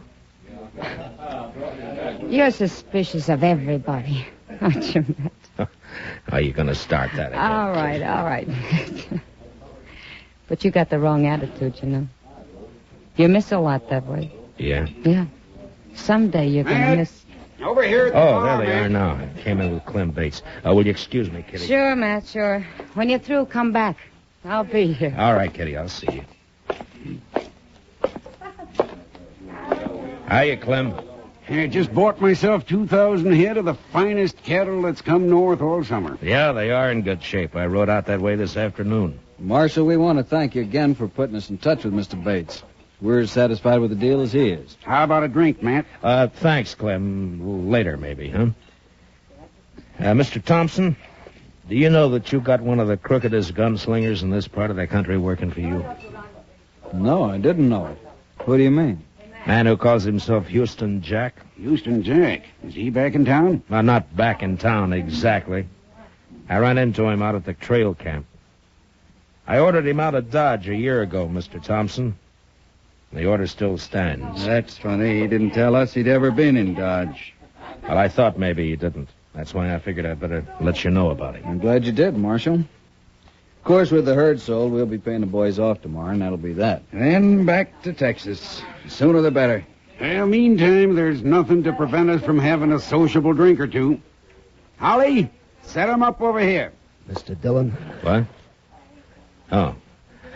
Will you boys excuse me a minute, Sure, please? go right ahead. Sure, Marshal. What are you going to have, Will? Yeah, what is it, Sammy? Could you spare me $1, Mr. Dillon? I need a drink awful bad. Oh, Sammy, you know what always happens? First it's 1 drink, and then it's 10. And I always end up by having to run you in. Oh, not this time, Mr. Dillon. Well, what's the matter, Sammy? Them fellas you're with, you know 'em, Mr. Dillon? Well, their name's Thompson. They're brothers. Oh, no. No, that's not their name. Well, then what is it? Gotta get out of here, Mr. Dillon. Wait a minute, Sammy. What the devil are you talking about? No, nothing, Mr. Dillon. Honest, just remembered something. I gotta go right now. Well, how about that drink? Some other time, Mr. Dillon. Thanks a lot. I'll remember it, though. Goodbye, Mr. Dillon.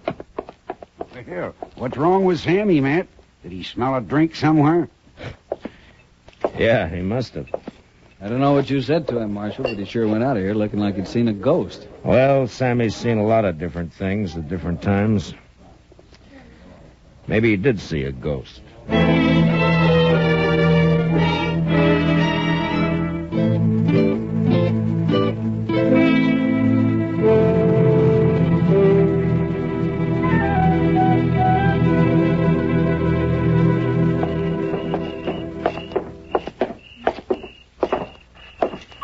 I can't figure where he got to, Mr. Dillon. I looked in all the places he usually hangs out, but there wasn't any sign of him.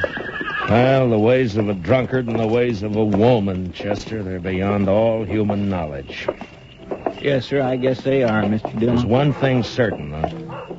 As blurry-eyed as he is, Sammy recognized those Thompson brothers. And that's more than I can do. Oh, maybe there's nothing to recognize. Maybe you just think you've seen them before. Yeah, maybe. Well, there's no use going back to Texas Trail. That's one saloon Sammy will stay clear of. I just don't know where to look, Mr. Dillon. I'll swear... Wait a minute, Chester. Oh, Thompson's coming out of the saloon. No, I mean across the street. There's somebody by the corner that... By heaven, that's Sammy. Yes, and he's got a rifle. I got you, boys. Sammy, you fool! Over there for the corner. Come on, Chester. He must have been crazy, Mr. Dillon. He must have been out of his mind. Yeah, I guess. One side. Let me through here, please. Let me through. Sammy. Mr. Dillon, I could use that drink now. Thought I'd get the reward.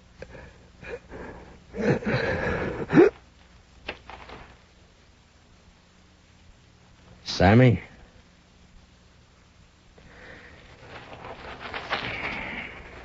Is he dead? Yeah. We sure hated to do it, Marshal. We had nothing against this man. Didn't even know him, in fact. But I guess you saw what happened. Yeah, I saw it. He threw a rifle on you, tried to kill you. You couldn't do anything else. I can't figure it, Marshal. My brother and me didn't have no quarrel with this fella. Well, Sammy drank a lot. He wasn't always in his right mind. But you won't be held. It was out-and-out self-defense. Thanks, Marshal. Thanks a lot. Come on, Will, let's get out of here. Yeah. Well, it's too bad, Mr. Dillon. Sammy never meant no harm to anybody. He did to the Thompsons, Chester. I can't figure it. Why did he do it? Because he recognized them, I guess. Say, did you see them draw after he fired? Yeah. Yeah, I saw him. They're fast, Mr. Dillon. Matt, What? Oh, Kitty. I heard him down the street calling for Doc. Who's hurt? Sammy got himself killed. Oh. Poor little guy. Yeah. Matt, you got trouble, too. What do you mean? Houston Jack's in town. What? He's over at the saloon now, looking for you. Matt, he says he's going to kill you.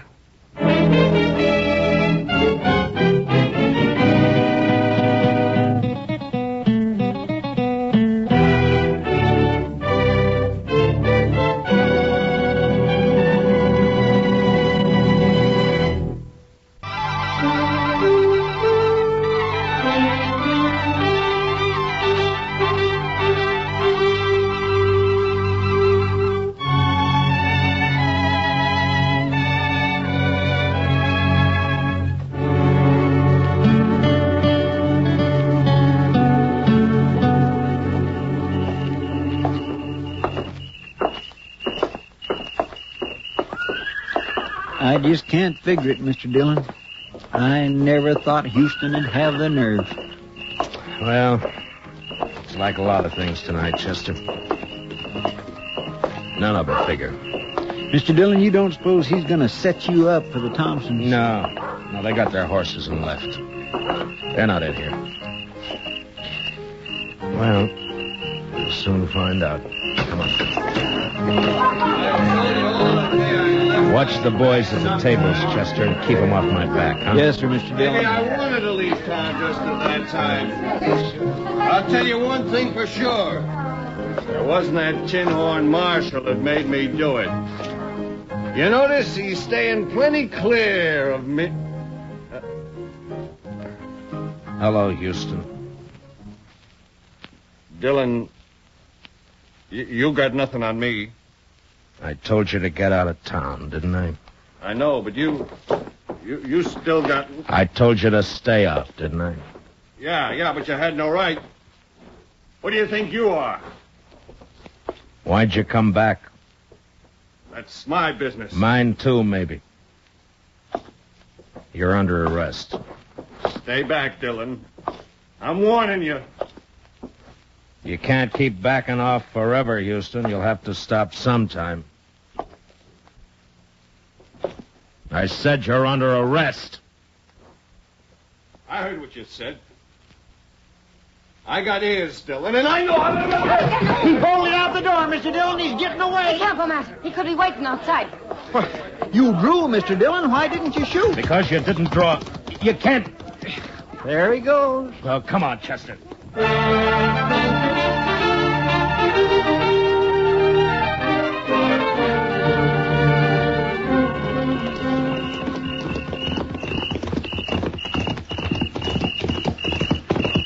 He can't be far ahead of us, Mr. Dillon.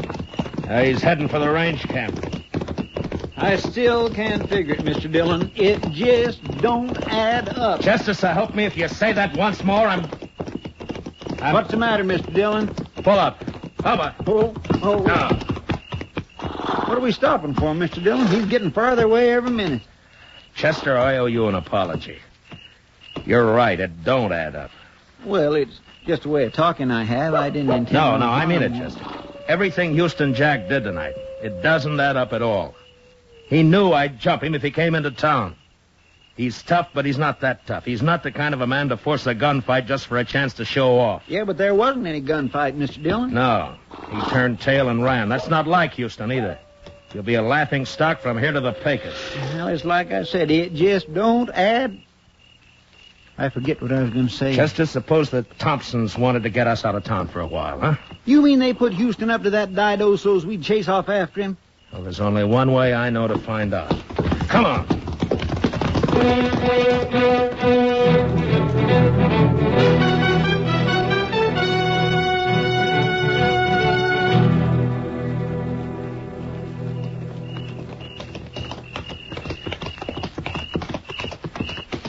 Dodge is kind of spooky this time of night, Mr. Dillon. Pretty, though. All shadows and moonlight. Yeah. Man could do a fair job of shooting tonight. My. Sometimes I think Kitty is right about you, Mr. Dillon. Meaning? No heart. Maybe not, Chester. No offense, Mr. Dillon. Oh, forget it. You know, Chester, there's something about moonlight connected with those Thompson brothers. I wish I could remember what... Chester, Don't look. Just ride straight ahead. Keep riding. There are 4 horses tied over there by the bank. Uh-huh. So that's it. One of them's been run. He's wet. I can see it in the moonlight. Houston must have circled back. Him and the Thompsons. Yes, but what about that 4th horse, Mr. Dillon? It's probably Clem Bates. They'd have to have him. The vault's locked at night. All right, around the corner now. They may be watching from the front windows. The Thompson brothers. I wouldn't never have figured him for a bank holdup. Yeah, well. All right, we'll leave the horses here. Slip back to the side entrance. Yeah. Ho, ho.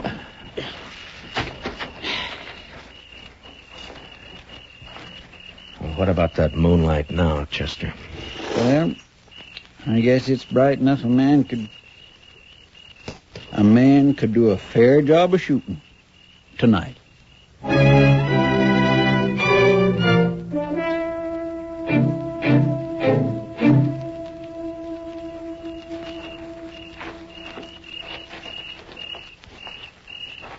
No sign of life, Mr. Dillon. Yeah. They're in there, though. Side door's open. Maybe one of us sort of climbed. I came from the door. Come on, Chester. All right, get flat against the wall. They'll have to show themselves to fire at us. Say, Mr. Dillon, I think they shut that door. Yeah. All right, let's move in easy. Yes, sir.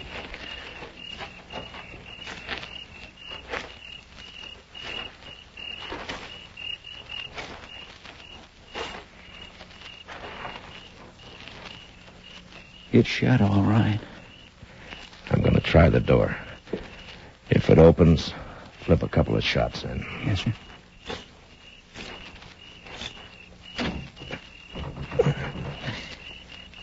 It's bolted. All right, cover me, Chester. Here goes. I think I hear him running inside. Yeah, one more. They crashed out through the front window, Mr. Dillon. Yeah, come on. Oh, there's Clem on the floor. They must have laid him out. Easy, Chester. They may be waiting outside for us. There they go. They're making a run for it. Yeah, come on. Let's get out through this window. Mr. Dillon? Mr. Dillon! It's all right, Chester. Nicked a rib, I think. I'm all right, though. I thought for a minute there that they'd... Yeah, I know. Looks like one of them stayed behind. That shot came from the corner of the livery stable over there. Maybe I can... What's the matter, Dillon? You're supposed to be good. It's Houston, all right. He's back of that old stone well. Yeah. Stay here and keep him pinned down, Chester. I'm going up on the roof through the trap door back here. All right, Mr. Dillon. Watch yourself. Yeah. Throw a shot or two at him. Keep him busy, huh? Yes. You gotta do better than that, Dillon. I will, Houston. Don't worry about that. Now, if I can just get this open without... There. Now... You're not getting Lily, are you, Dillon? South corner there ought to put me right over him. And then I... Wait a minute. Moonlight night and a bank. So that's who they are.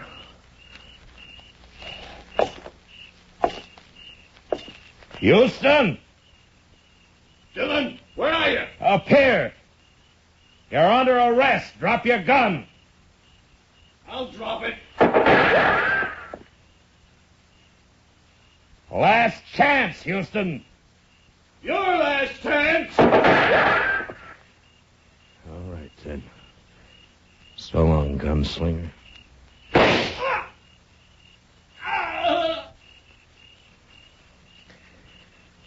I reckon that did it, Mr. Dillon. Yeah. Moonlight's real bright up here, Chester. All right, Chester, I'm coming down. You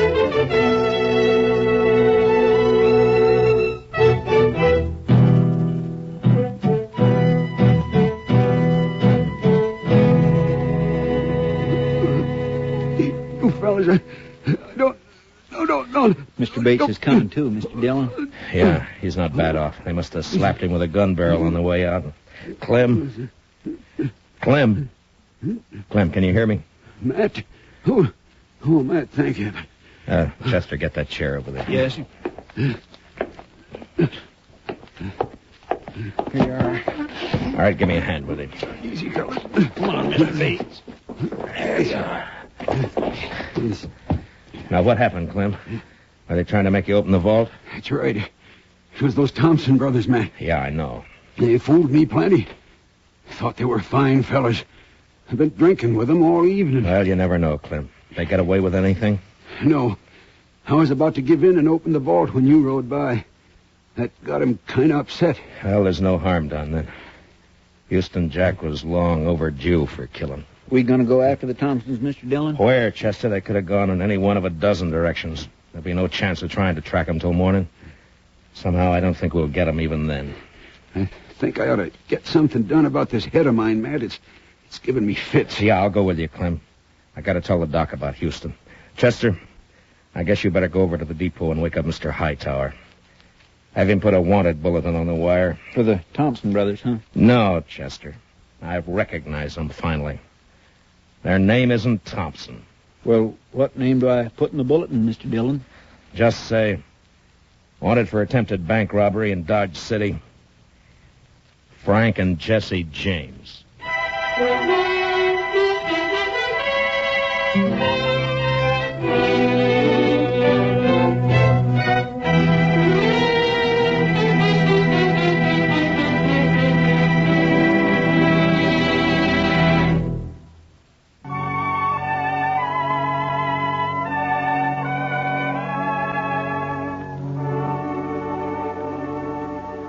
They told us a man we'd been looking for, a murderer, was in a cow camp on the North Fork of the Canadian River, about 100 miles south of Dodge.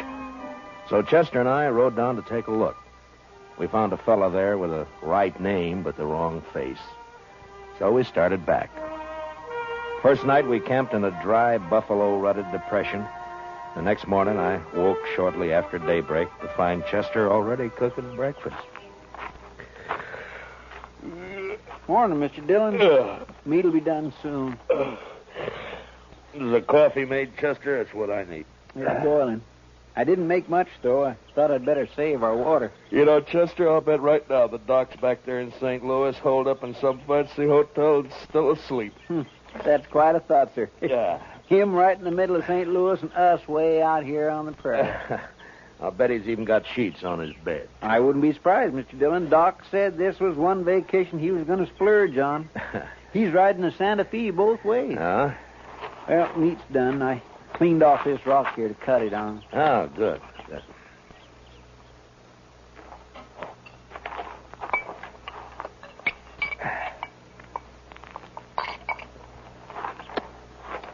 Oh, you got it warm anyway, Chester. Well, now, meat shouldn't be overcooked, Mr. Dillon. That takes the taste clean out of it. Now, then we ought to be able to taste everything about this steer. Eggman's disappointment. How's that, Mr. Dillon? Never mind, Chester. How come you woke up so early this morning? Oh, I always do. Seems as soon as it gets daylight, my feet start to sweat, and then I just got to get up. Well, that's as good a reason as any, I guess. Wow. Looks like we got company, Chester. What?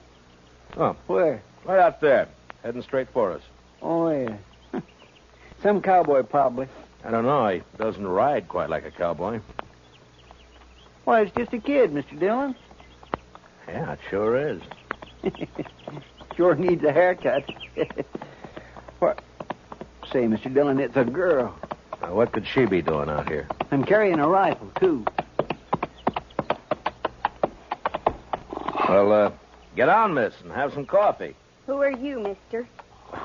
Hi, this is Chester Proudfoot, and I'm Matt Dillon. How do you do? You rustlers or what? Not exactly. I'm the U.S. Marshal out of Dodge, ma'am. U.S. Marshal? Oh, that's good. It is? Why? I need help, Mr. Marshal. My daddy's awful sick. Sick? Well, where is your daddy? We got a homestead about a mile over that rise back there. Oh, what's he sick with? It's his leg, Mr. Marshal. A horse threw him and his saddle both in the corral, and then it stepped on his foot. And now his whole leg's all funny.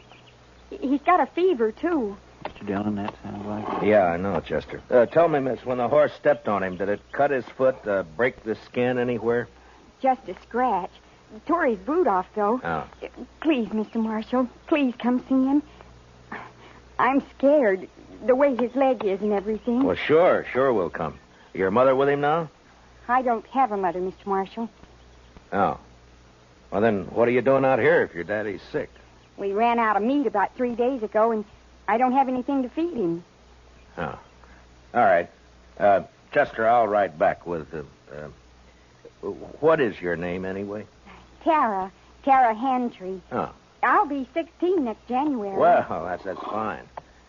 We'll go back to the Hantry place, Chester. You scout around for some meat. All right, sir. And if you don't find any antelope, shoot the first calf you see. Anybody's calf. I'll do it, Mr. Dillon.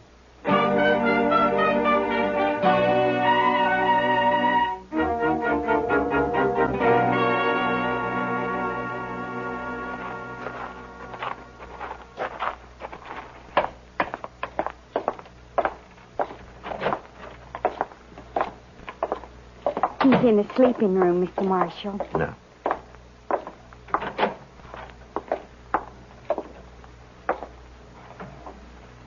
Daddy. Daddy, I found a man, and he's going to help us. And, Daddy, he's a marshal, a U.S. marshal. Matt Dillon, Mr. Hantry. How are you feeling? Dillon? I've heard of you. You're from Dodge, aren't you? That's right. Well, Marshal, I ain't feeling so good. My foot don't hurt no more, but it and my leg is all sort of... Well, it ain't pretty. I don't know much about these things, but maybe I better take a look at it anyway, huh? Sure, Marshal. There she is. All right, you can cover it up. I was in the war, Marshal. I know what gangrene is. Guess you do, too, huh? Yeah. Well, the first thing, a friend of mine is out getting you some meat, and then we'll load you in your wagon. Well, Ben took the wagon. What? Ben Warling. He took the wagon when Daddy got hurt. Said he'd find a doctor and bring him back. Well, who's Ben Walling? Oh, he's been sort of working here, Mr. Marshall. I should have run him off long ago. That's what. Well, where is he? What'd he take the wagon for? Where's he going to find a doctor around here anyway? Closest doctor's in Dodge I know of. Yeah, and he's in St. Louis, and he won't be back for a couple of weeks. I couldn't get to him anyway. Well, tell me, when did this happen? About 6 days ago, Mr. Marshall. Uh-huh. Ben left the day after. Well, you think he's coming back? Did he steal the wagon or what? He comes back here and me not able to get around. I don't know what I'll do. I ought to take a bullwhip to him. Now, take it easy, Mr. Hand. Take it. He won't cause any trouble, so don't you get all worked up. Tara, we'll let him get some rest, huh? All right. We'll have some food for you soon, Mr. Hantry. I ain't very hungry. Tara, what's he so riled up about this Ben Walling for? What's between them? Oh, it's nothing, Mr. Marshall. Daddy's sick, and that's all. Look, Tara, you asked me to help you, didn't you? Yes, but... You trust me, don't you? All right, Mr. Marshall. Daddy hates Ben because Ben... Well, Ben likes me. Oh, I see. He even wanted to marry me. Said he would. How do you feel about Ben, Tara? You like him? No. Of course, it's time I had a man and all that, but I'm afraid of Ben, Mr. Marshall. It's like there's something wrong with him. He's always sneaking around when you don't expect him. Makes me uneasy, like. Well, we won't worry about Ben now. You stay here in case your daddy wants anything. I'll go outside and wait for Chester. Mr. Marshall. I'm awful glad you're here. We'll see it through, Tara. Don't you worry. I won't. Now.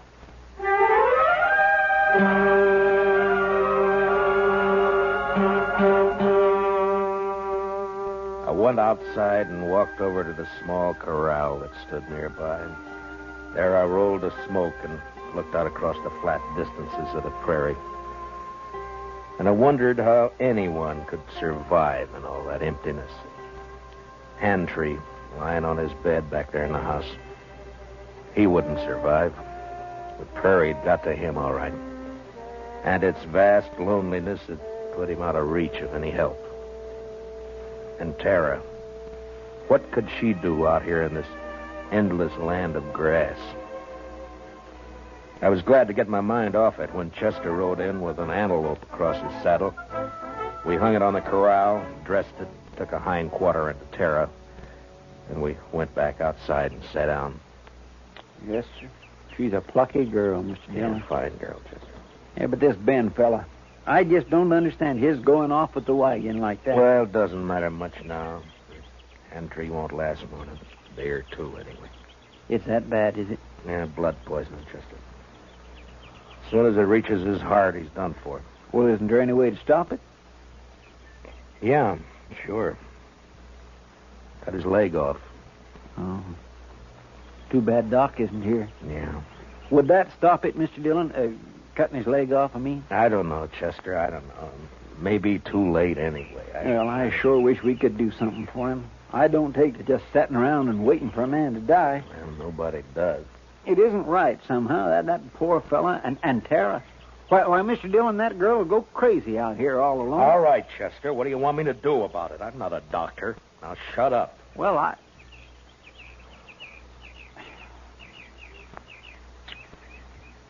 Mr. Dillon, you could do it. I know you could. Do what? Be a doctor. Long enough to save Mr. Handtree's life. Are you anyway. out of your head? No, sir. Then what are you talking like that for? The most I ever did was doctor a horse for the colic. That's fine training for this, isn't it? I know. I couldn't do it. I just plain don't have the spirit. But you do. Oh, why didn't I leave you back in Dodge? It wouldn't have mattered anyway, Mr. Dillon, because you would never just stand by and let a man die. Let's go talk to him, Chester. Yes, sir, Mr. Dillon.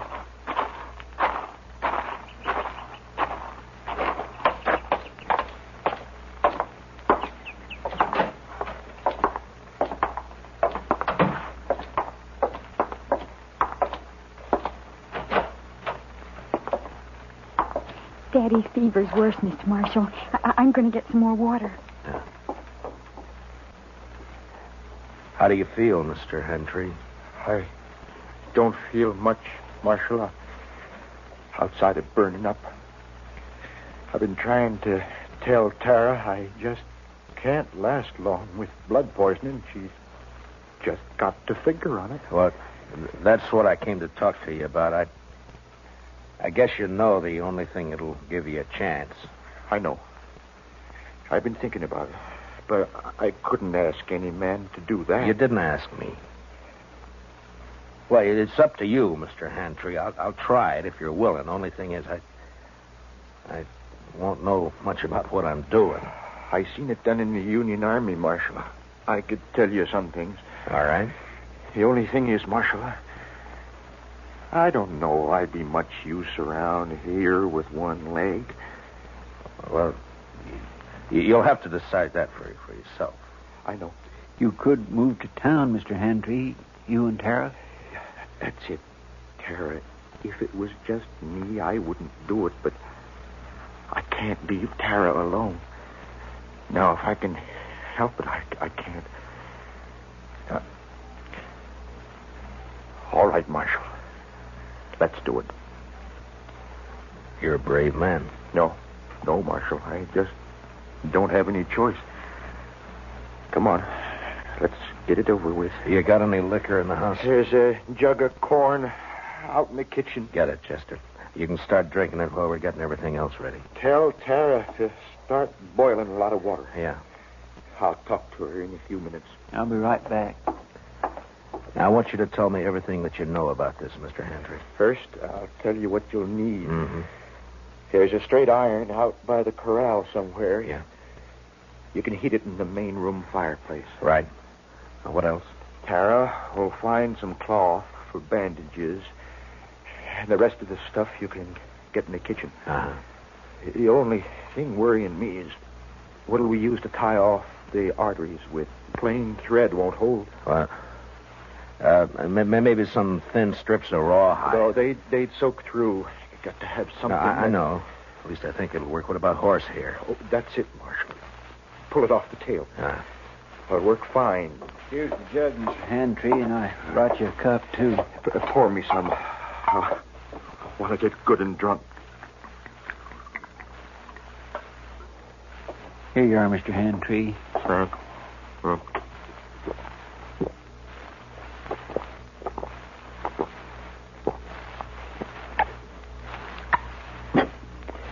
You know, I ain't been drunk in the daytime since we got the news about President Lincoln in the spring of 65. You better have your talk with Tara before that takes hold. Ask her to come in, will you? Come on, Chester. We got work to do. Yes, sir. Good luck, Mr. Handtree. Thanks. Well, Marshal. Yeah? Marshal, I'll try to make it easy for you.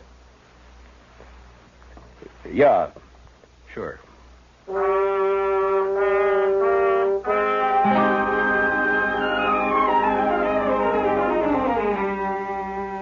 Shortly after noon, I operated.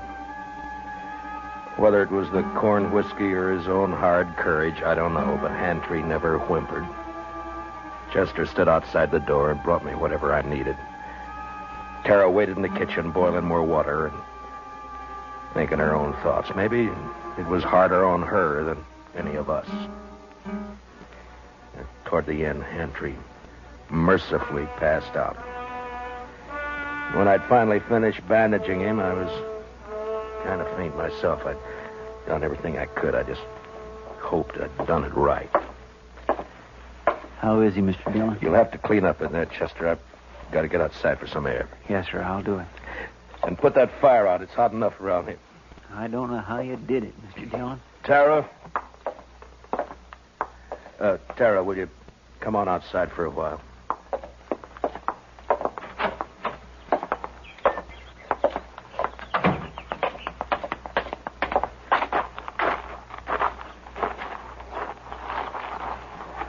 Is Daddy all right? Is he all right, Mr. Marshall? It's all over, Tara. We'll just have to wait and see now.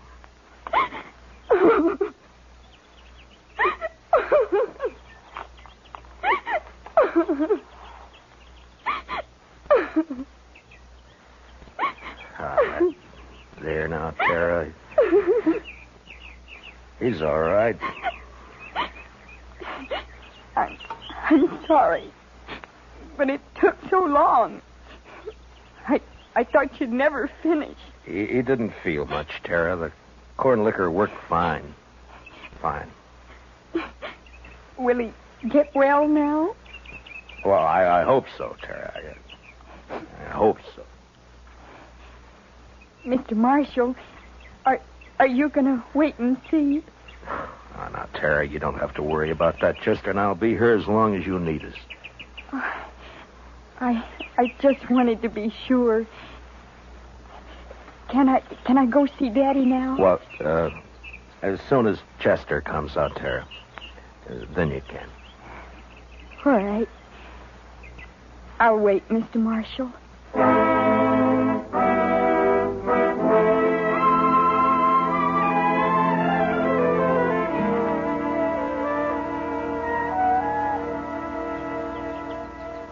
It beats me, Mr. Dillon, how he can just lay there so quiet and peaceful. It's only been 4 or 5 hours, Chester. The liquor hasn't worn off yet. He drank nearly the whole jug. No, he needed it. Say, Mr. Dillon, look yonder. Huh? Somebody coming with a wagon. Oh, yeah. It's probably that Ben Walling they were talking about. I'll bet that's who it is, all right. Wonder what he'll have to say for himself. Ah, you'll think of something, Chester. His kind always do. You recognize him? No, sir. Do you? No, I never saw him before.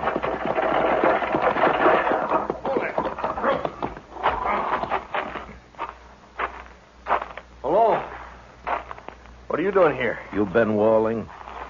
How'd you know? The Handtrees, they've been wondering about you. Oh, yeah, sure.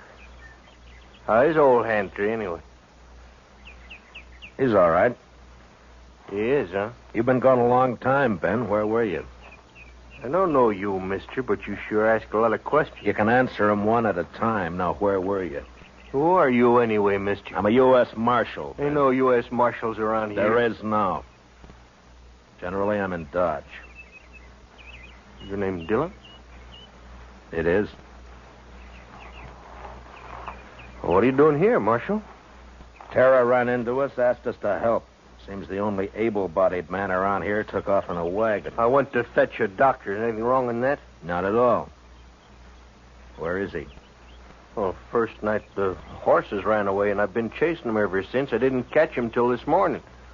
And then I've been gone so long, I thought I'd better get back to you right away. I was worried about Tara and old Handtree, of course. I see. Well, you better get your horses unhitched, Ben. You can see Tara later. She's in with her father now. Gonna be all right, huh? I was kind of worried about that foot. Looked to me like it might have poison in it. It did. What do you mean it did? I took his leg off about noon today. You what? Mr. Dillon did it all by himself, just like a regular doctor. Oh, but how'd you know what to do? You might have killed him. Somebody had to do it, Ben. It's a sure thing Tara couldn't. You're blaming me, ain't you? Well, I did everything I could. It isn't my fault those blasted horses run off. Handtree's pretty sick, Ben. I wouldn't bother him for a day or two if I were you. Oh, I won't bother you. Oh, now look, Marshal. You can leave now. I'll handle everything here. We'll leave as soon as Handtree's able to take care of himself again. All right, stay as long as you like. I don't care. Mr. Dillon? Yeah. I think that Ben is a no-good liar. You're right on both counts, Chester. And I'll tell you something else. You see that saddle over there? Well, that belongs to Mr. Handtree. Yeah, I know. I looked at it this noon. Somebody cut the cinch strap on it. Cut the cinch strap? Mm-hmm. No wonder that bronc bucked him in the saddle off bull. Well, do you think Tara did it? Oh, my goodness gracious, no, Mr. Dillon. Tara'd never do a thing like that to her own... It was Ben, wasn't it? That'd be my guess. He figured the old man would get hurt, maybe killed. Why, sir? So he'd have a free hand with Tara. Why, is that low down... Mr. Dillon, let me arrest him. Not yet, Chester. There's plenty of time. All right, sir. I'll wait.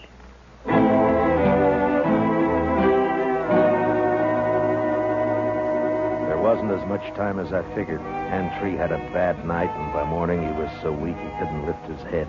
I tried to take his pulse, but I could hardly find it. Maybe I'd operated too late. Maybe the poison had already moved up into his body. I didn't know. I had no way of knowing. So there was nothing to do now but wait. Want some more coffee, Mr. Dillon? Yeah, thank you, Chester. We'll fill it up, huh?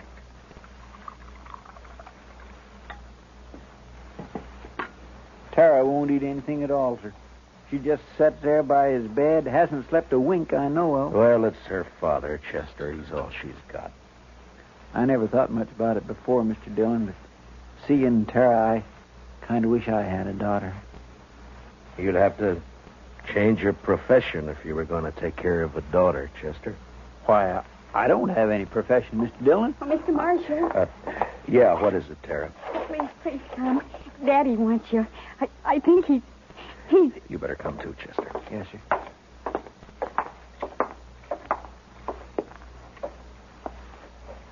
It's Matt Dillon, Mr. Handtree. Can you hear me? Marshal, I can't hold out no more. Now, don't say that. Keep fighting, man. You'll pull through. No, Marshal. I'm going to die. Oh, Daddy. Daddy. Tara. It's about Tara, Marshal. Don't leave her here. Ben Walling, he's no good. He'll try to keep her. Now, don't you worry about Ben Walling, Mr. Handtree. I promise you he won't get anywhere near Tara. Now or ever. Thanks, Marshal. He's a bad one. Tara can't stay here alone. She can't work this place. It's a bad way to die. Not knowing. Now, I want you to listen to me. Listen to me now. Yeah? I promise you something else, too. I'll take care of Tara. I'll see she's all right. I'll see she's cared for. Now, I promise that. I thank you, Marshal. I sure. Where's Tara? Daddy, I'm right here. Daddy. Tara. Come on, Chester. Daddy. Daddy.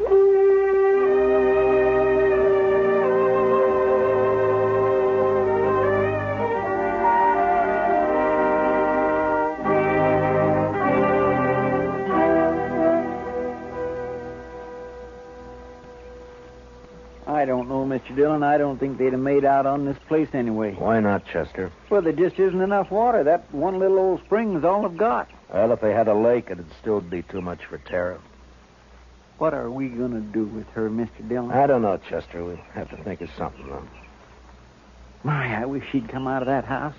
I don't like it, her in there breaking her heart. Give her a little time, Chester.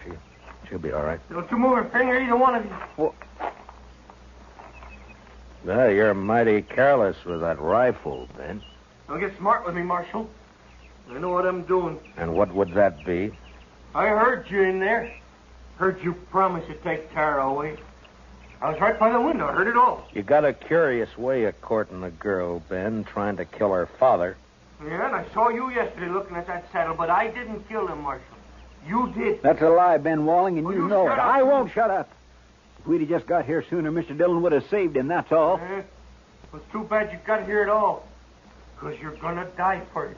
Both of you. Put the gun down, Ben. You're under arrest for attempted murder.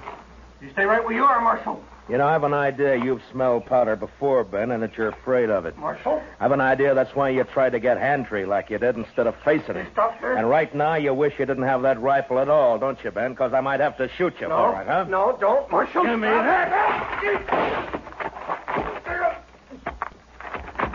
You all right, Mr. Dillon? He didn't even try, Chester. Rifle went off when I knocked it aside. That's all. He was scared to death. Well, I didn't feel exactly comfortable. Well, tie him up and keep an eye on him. I'll go see Tara. Yes, sir, Mr. Dillon.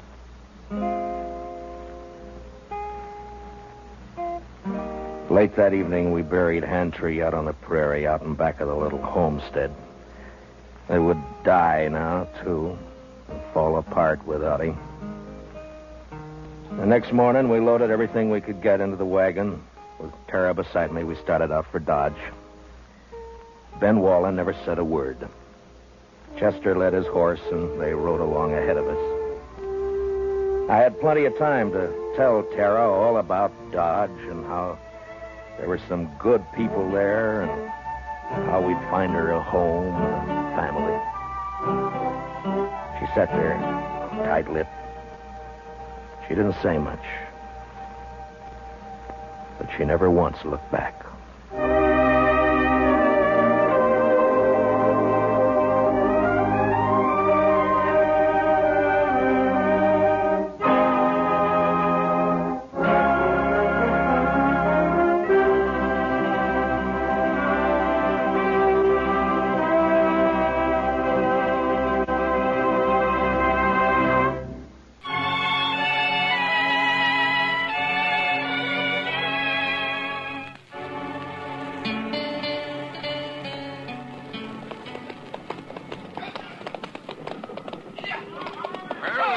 Mr. Jackson.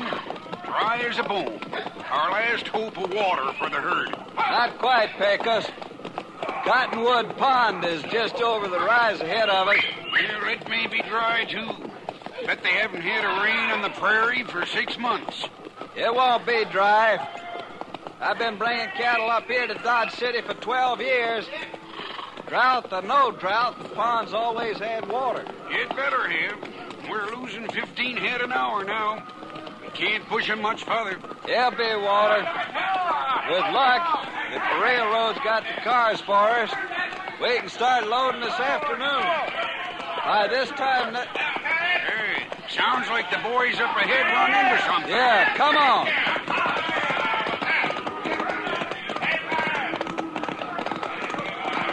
There's a pond, Pecos. Plenty of water. Yeah, I guess you were right. Wonder why the herd's piling up. They ought to be stampeding for that pond. You'd think after... Hold up, Pagan. A barbed wire fence. Somebody's fenced off the pond. Mr. Jackson, it looks like we've got a fight on our hands.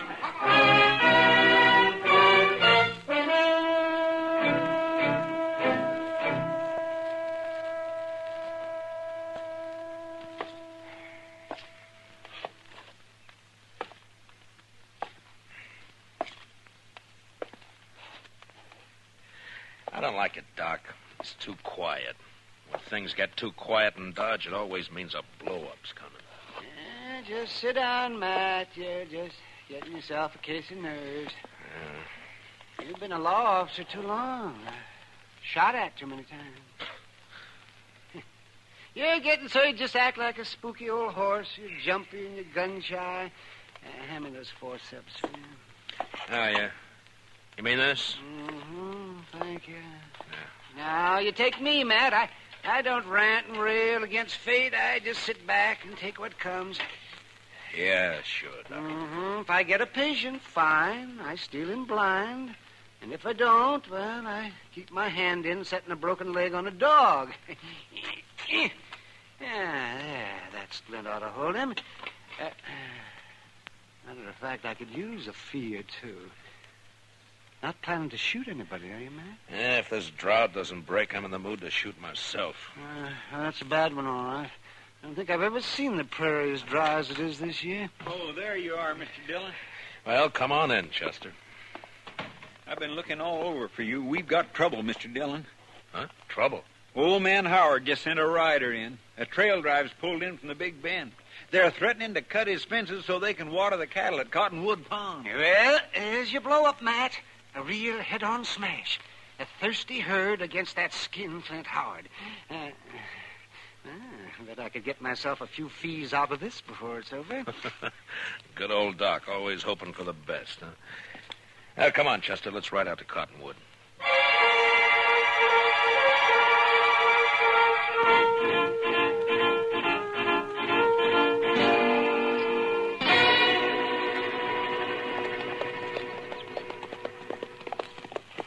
Dyke Howard had no call to fence that pond, Mr. Dillon.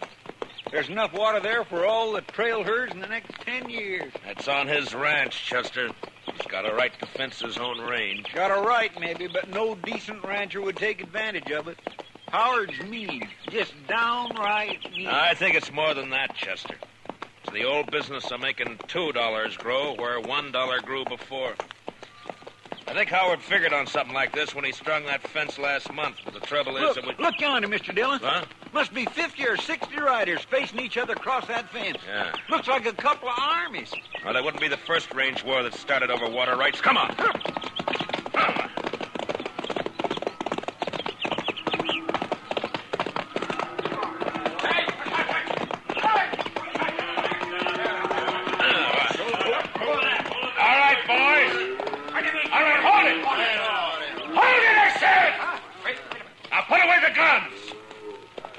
Over. Who says so, mister? I do. Who are you? Dillon, U.S. Marshal out of Dodge. Marshal, that man and his gang are threatening to break through my fences and trespass on my property. I demand the protection of the law. You'll get it, Howard. You the owner of this herd? That's right, Marshal. Jack Jackson from the Circle Z spread down in the Big Bend. Maybe you can make this fella see reason. I got a herd of cattle here that's dying like flies for lack of water. Over there, 100 yards, is plenty of water. Only this sneaking crook has fenced it in. How about it, Marshal? Well, it's his land, Jackson. The law gives him the right to fence it. Law? Right. Everything I got in the world's tied up in that herd. There's 25 trail riders there in the saddle I can't even pay wages to if I lose these cattle. Does the law uphold pushing a man against the wall and wiping him out? It wasn't intended to. Howard, why don't you ride up here to the fence and talk, huh? Sure, Marshal. No objections at all. It's my fence, ain't it? Well, nobody's doubting it. Now, look, is there any reason why you can't get together with this man and let him take that herd in and water it? I made him an offer. He turned it down. An offer, $1 a head a day for water, or buy the herd himself for $3 a head. That's a pretty stiff terms, Howard. Better than losing everything like he's gonna do. Why, you dirty All right, loaf. hold it, both of you. Now, look, if there's any gunslinging starts, I'm going to be in on it, too, you understand? Howard, I just don't understand you.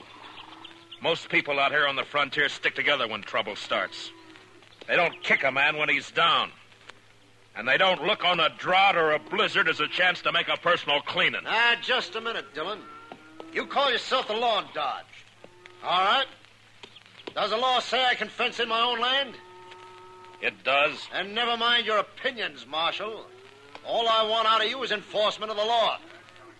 All right, Howard, you'll get it. And that's all you'll get. Jackson, you better have your boys start the herd circling.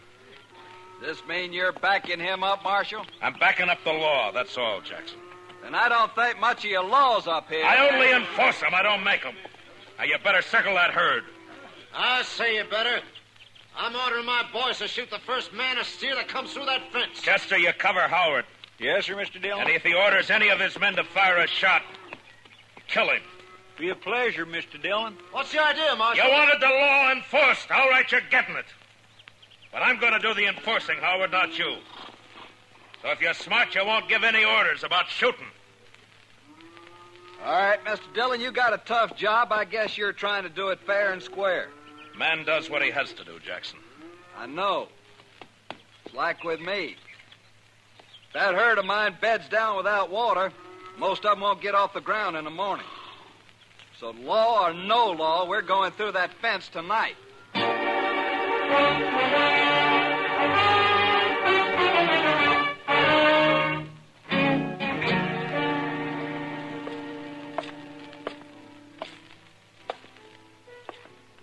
Matt. Huh?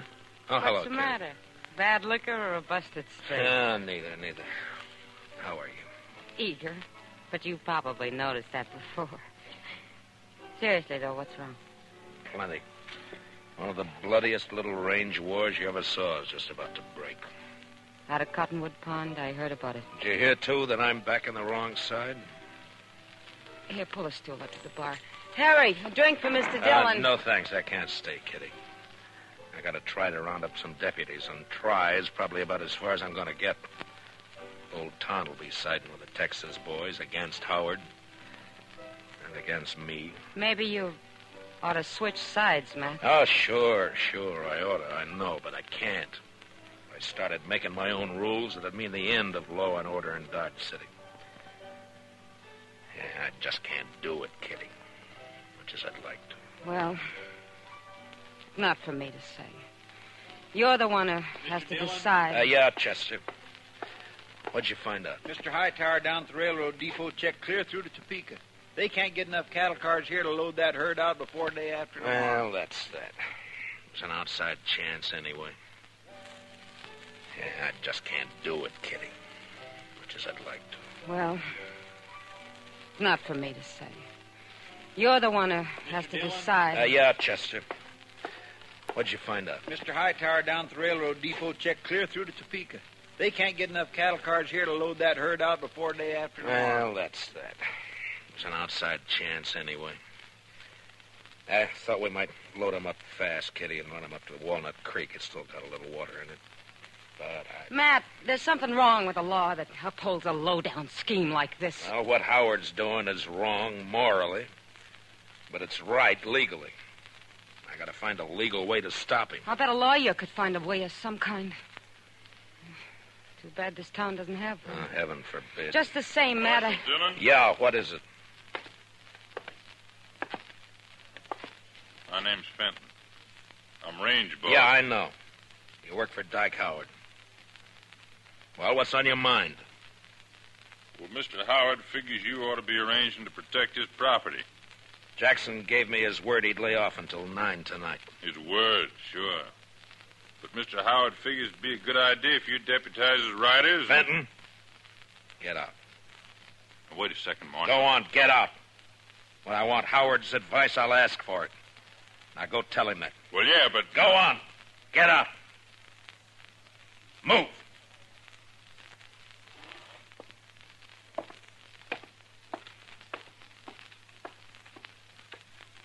Deputize his riders.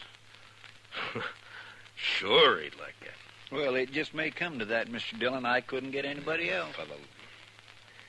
You know, I ought to throw this badge away and go out there and help Jackson cut that fence. Matt, I still think what you ought to do... I know. I ought to get a lawyer. Well, Kitty, the only lawyer Dodge City ever saw was that young fellow from Boston who died here last year on his way... Hey, What is it, Matt? Chester, what happened to those books of his? Well, nobody never claimed them. They're still in the back of the jail there somewhere. That's a long shot, but... Kitty, I love you. Matt. Come on, Chester, let's find those books.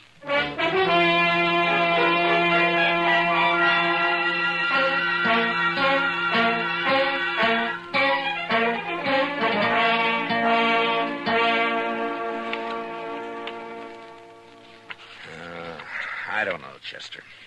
Take a man a year just to learn what these words mean. Well, I sure can't help you, Mr. Dillon. Looky there. Tort. Replevin. Statutory malfeasance. Why don't they write the laws out in English? Be no work for lawyers. The only thing that might do it is this one. I'm not too sure what it means.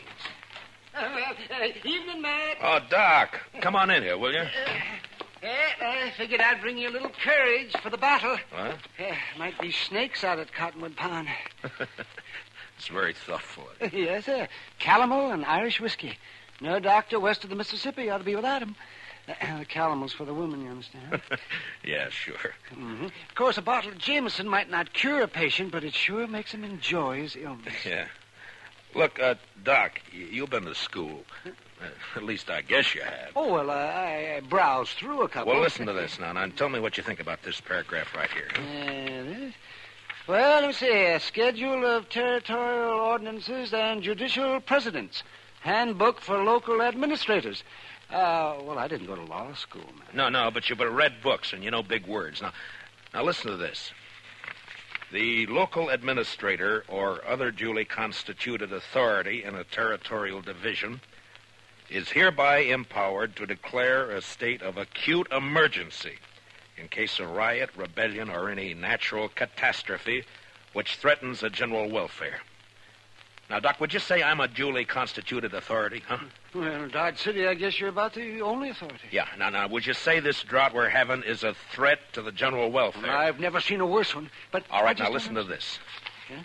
During the period of such emergency, the officer in charge is authorized to seize, confiscate, allocate, or otherwise administer critical materials and facilities in accordance with the common need and his own discretion. All right, Matt.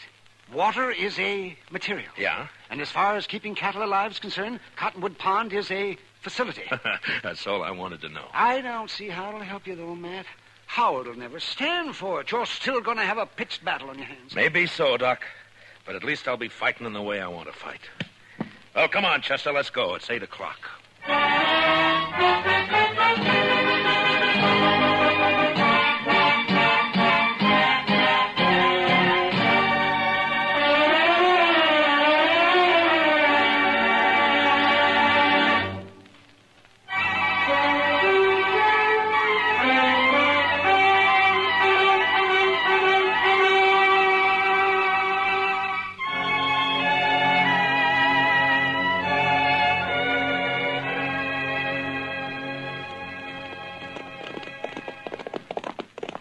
It's dark now. Must be pushing 9 o'clock.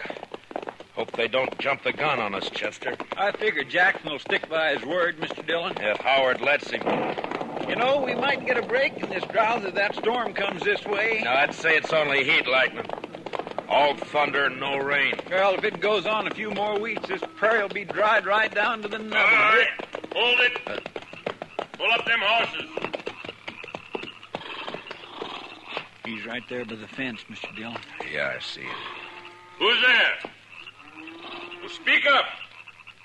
I usually answer bushwhackers with a 6-gun. This is your lucky night, Fenton. Oh, Marshal, I didn't know. Where's your boss? All right here, Dillon. About time you got here. That mob may try to rush the fence any minute now. Not yet, Howard. I said 9 o'clock. You got 5 minutes yet. Come on over here, Jackson. I want you to hear this, too. I kind of wish you'd stayed out of it, Marshal. I'd rather not have fought against you. Never mind.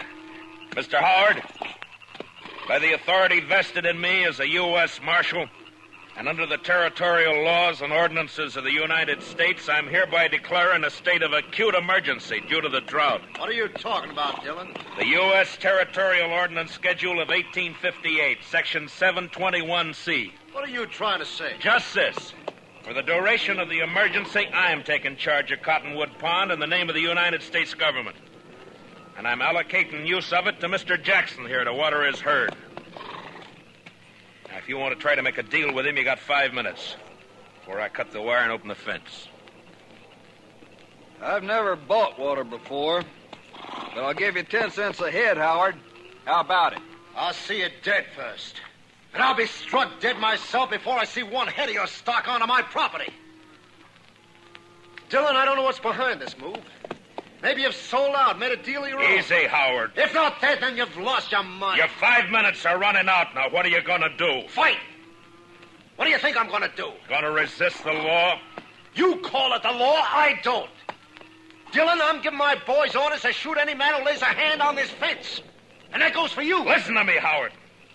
You got a chance to do something that costs you nothing and means life or death to somebody else.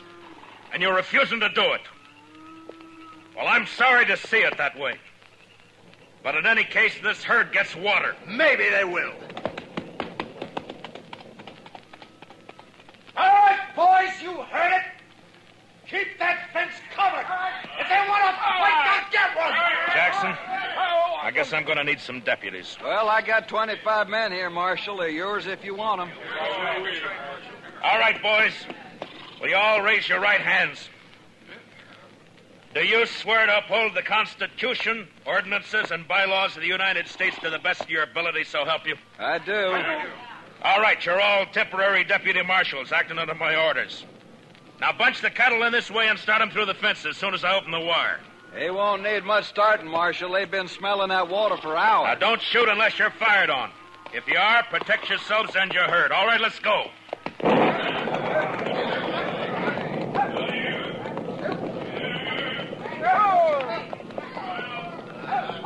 Hey, Gus!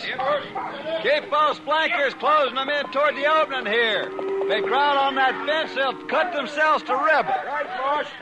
Over this way. Chester, come here, man. Yes, You got the wire cutters? here you are, Mr. Dillon. You know, I think we got a fight on our hands. Yeah, I guess. All right, keep me covered. I'll watch the left over here. All right, Mr. Jackson. Well, there's one strand left. They're cutting the fence, Mr. Howard. All right, fire at the flash, Chester. Yes, sir. Oh, my gracious, I wish there was a moon. There's one more strand. I spotted him.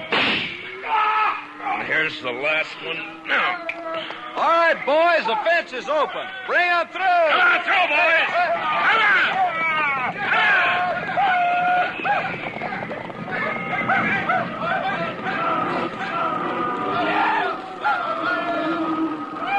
Heads up, Chester. They won't give in this season. Yeah, you can hear them out there, but you can't see for the dust. Yeah. Wind's coming up off that cloud. Well, come on. Let's try to find Howard. I'm going to take him in for attempted murder. Last time I heard him, he was down along the fence here, Summers. All right, boys! Fire the grass! What the? Look! Look at them torches, Mr. Dillon. They're setting fire in the grass. Yeah. As dry as it is, they'll start the whole prairie blazing. Jackson! Get your herd through the fence. They're trying to stampede it. It'll take more than fire to turn those cattle away from water. I guess you're right. Look, send as many of your boys as you can to help me. We got to get that fire stopped and fast. I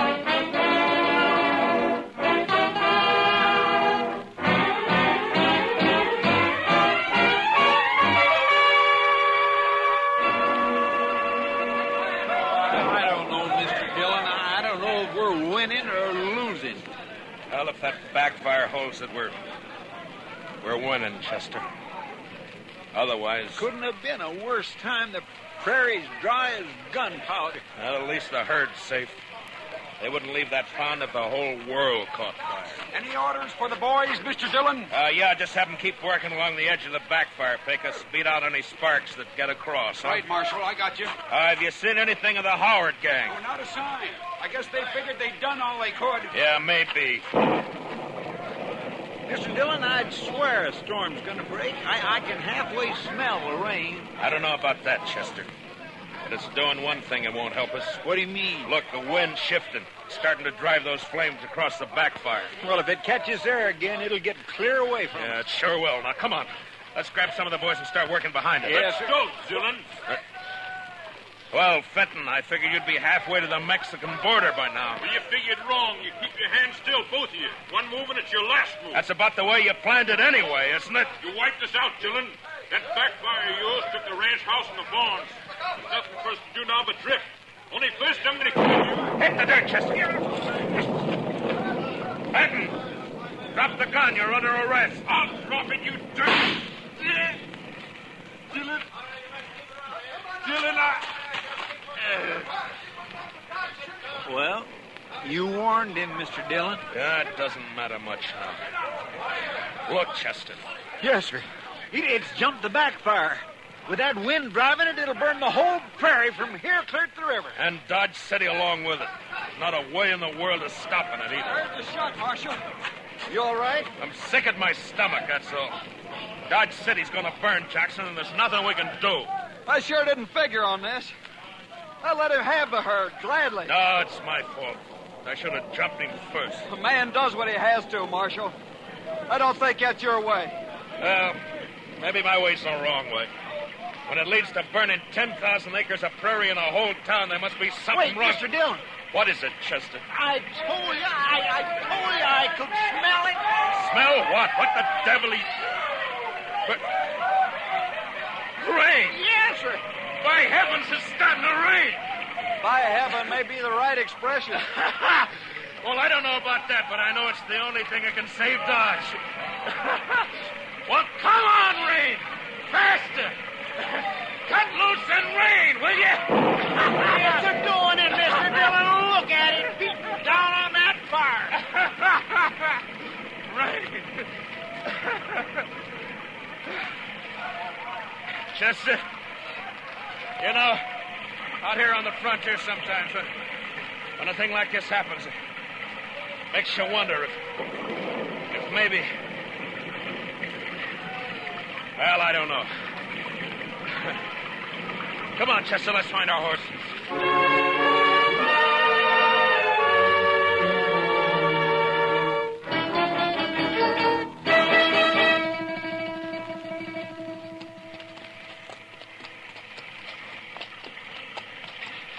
It's sure not letting up any, Mr. Dillon. No. We're still quite a ways from town.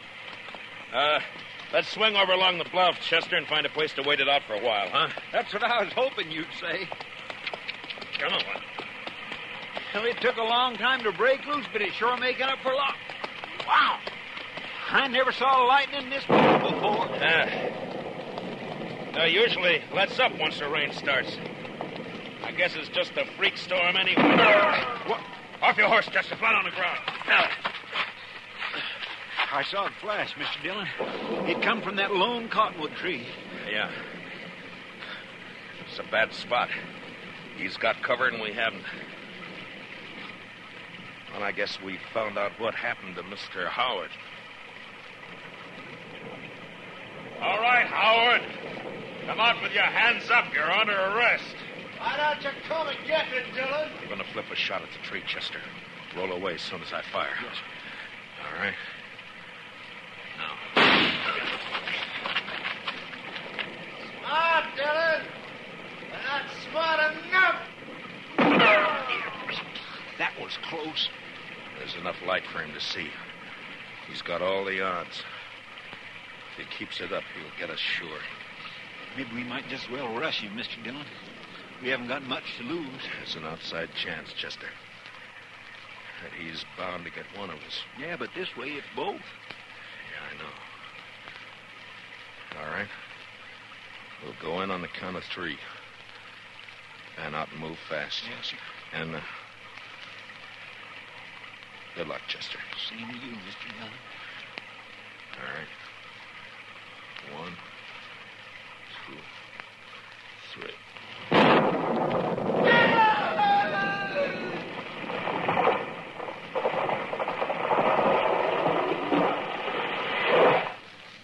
Mr. Dillon, what happened?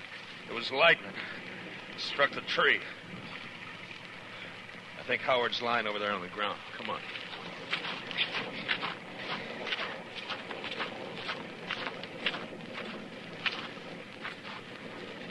Yeah. He's down, all right. He said he'd be struck dead before he'd ever give in. Well, he was. By heaven, I don't know. The second time tonight. You know, Chester, I think I'm going to change my ways.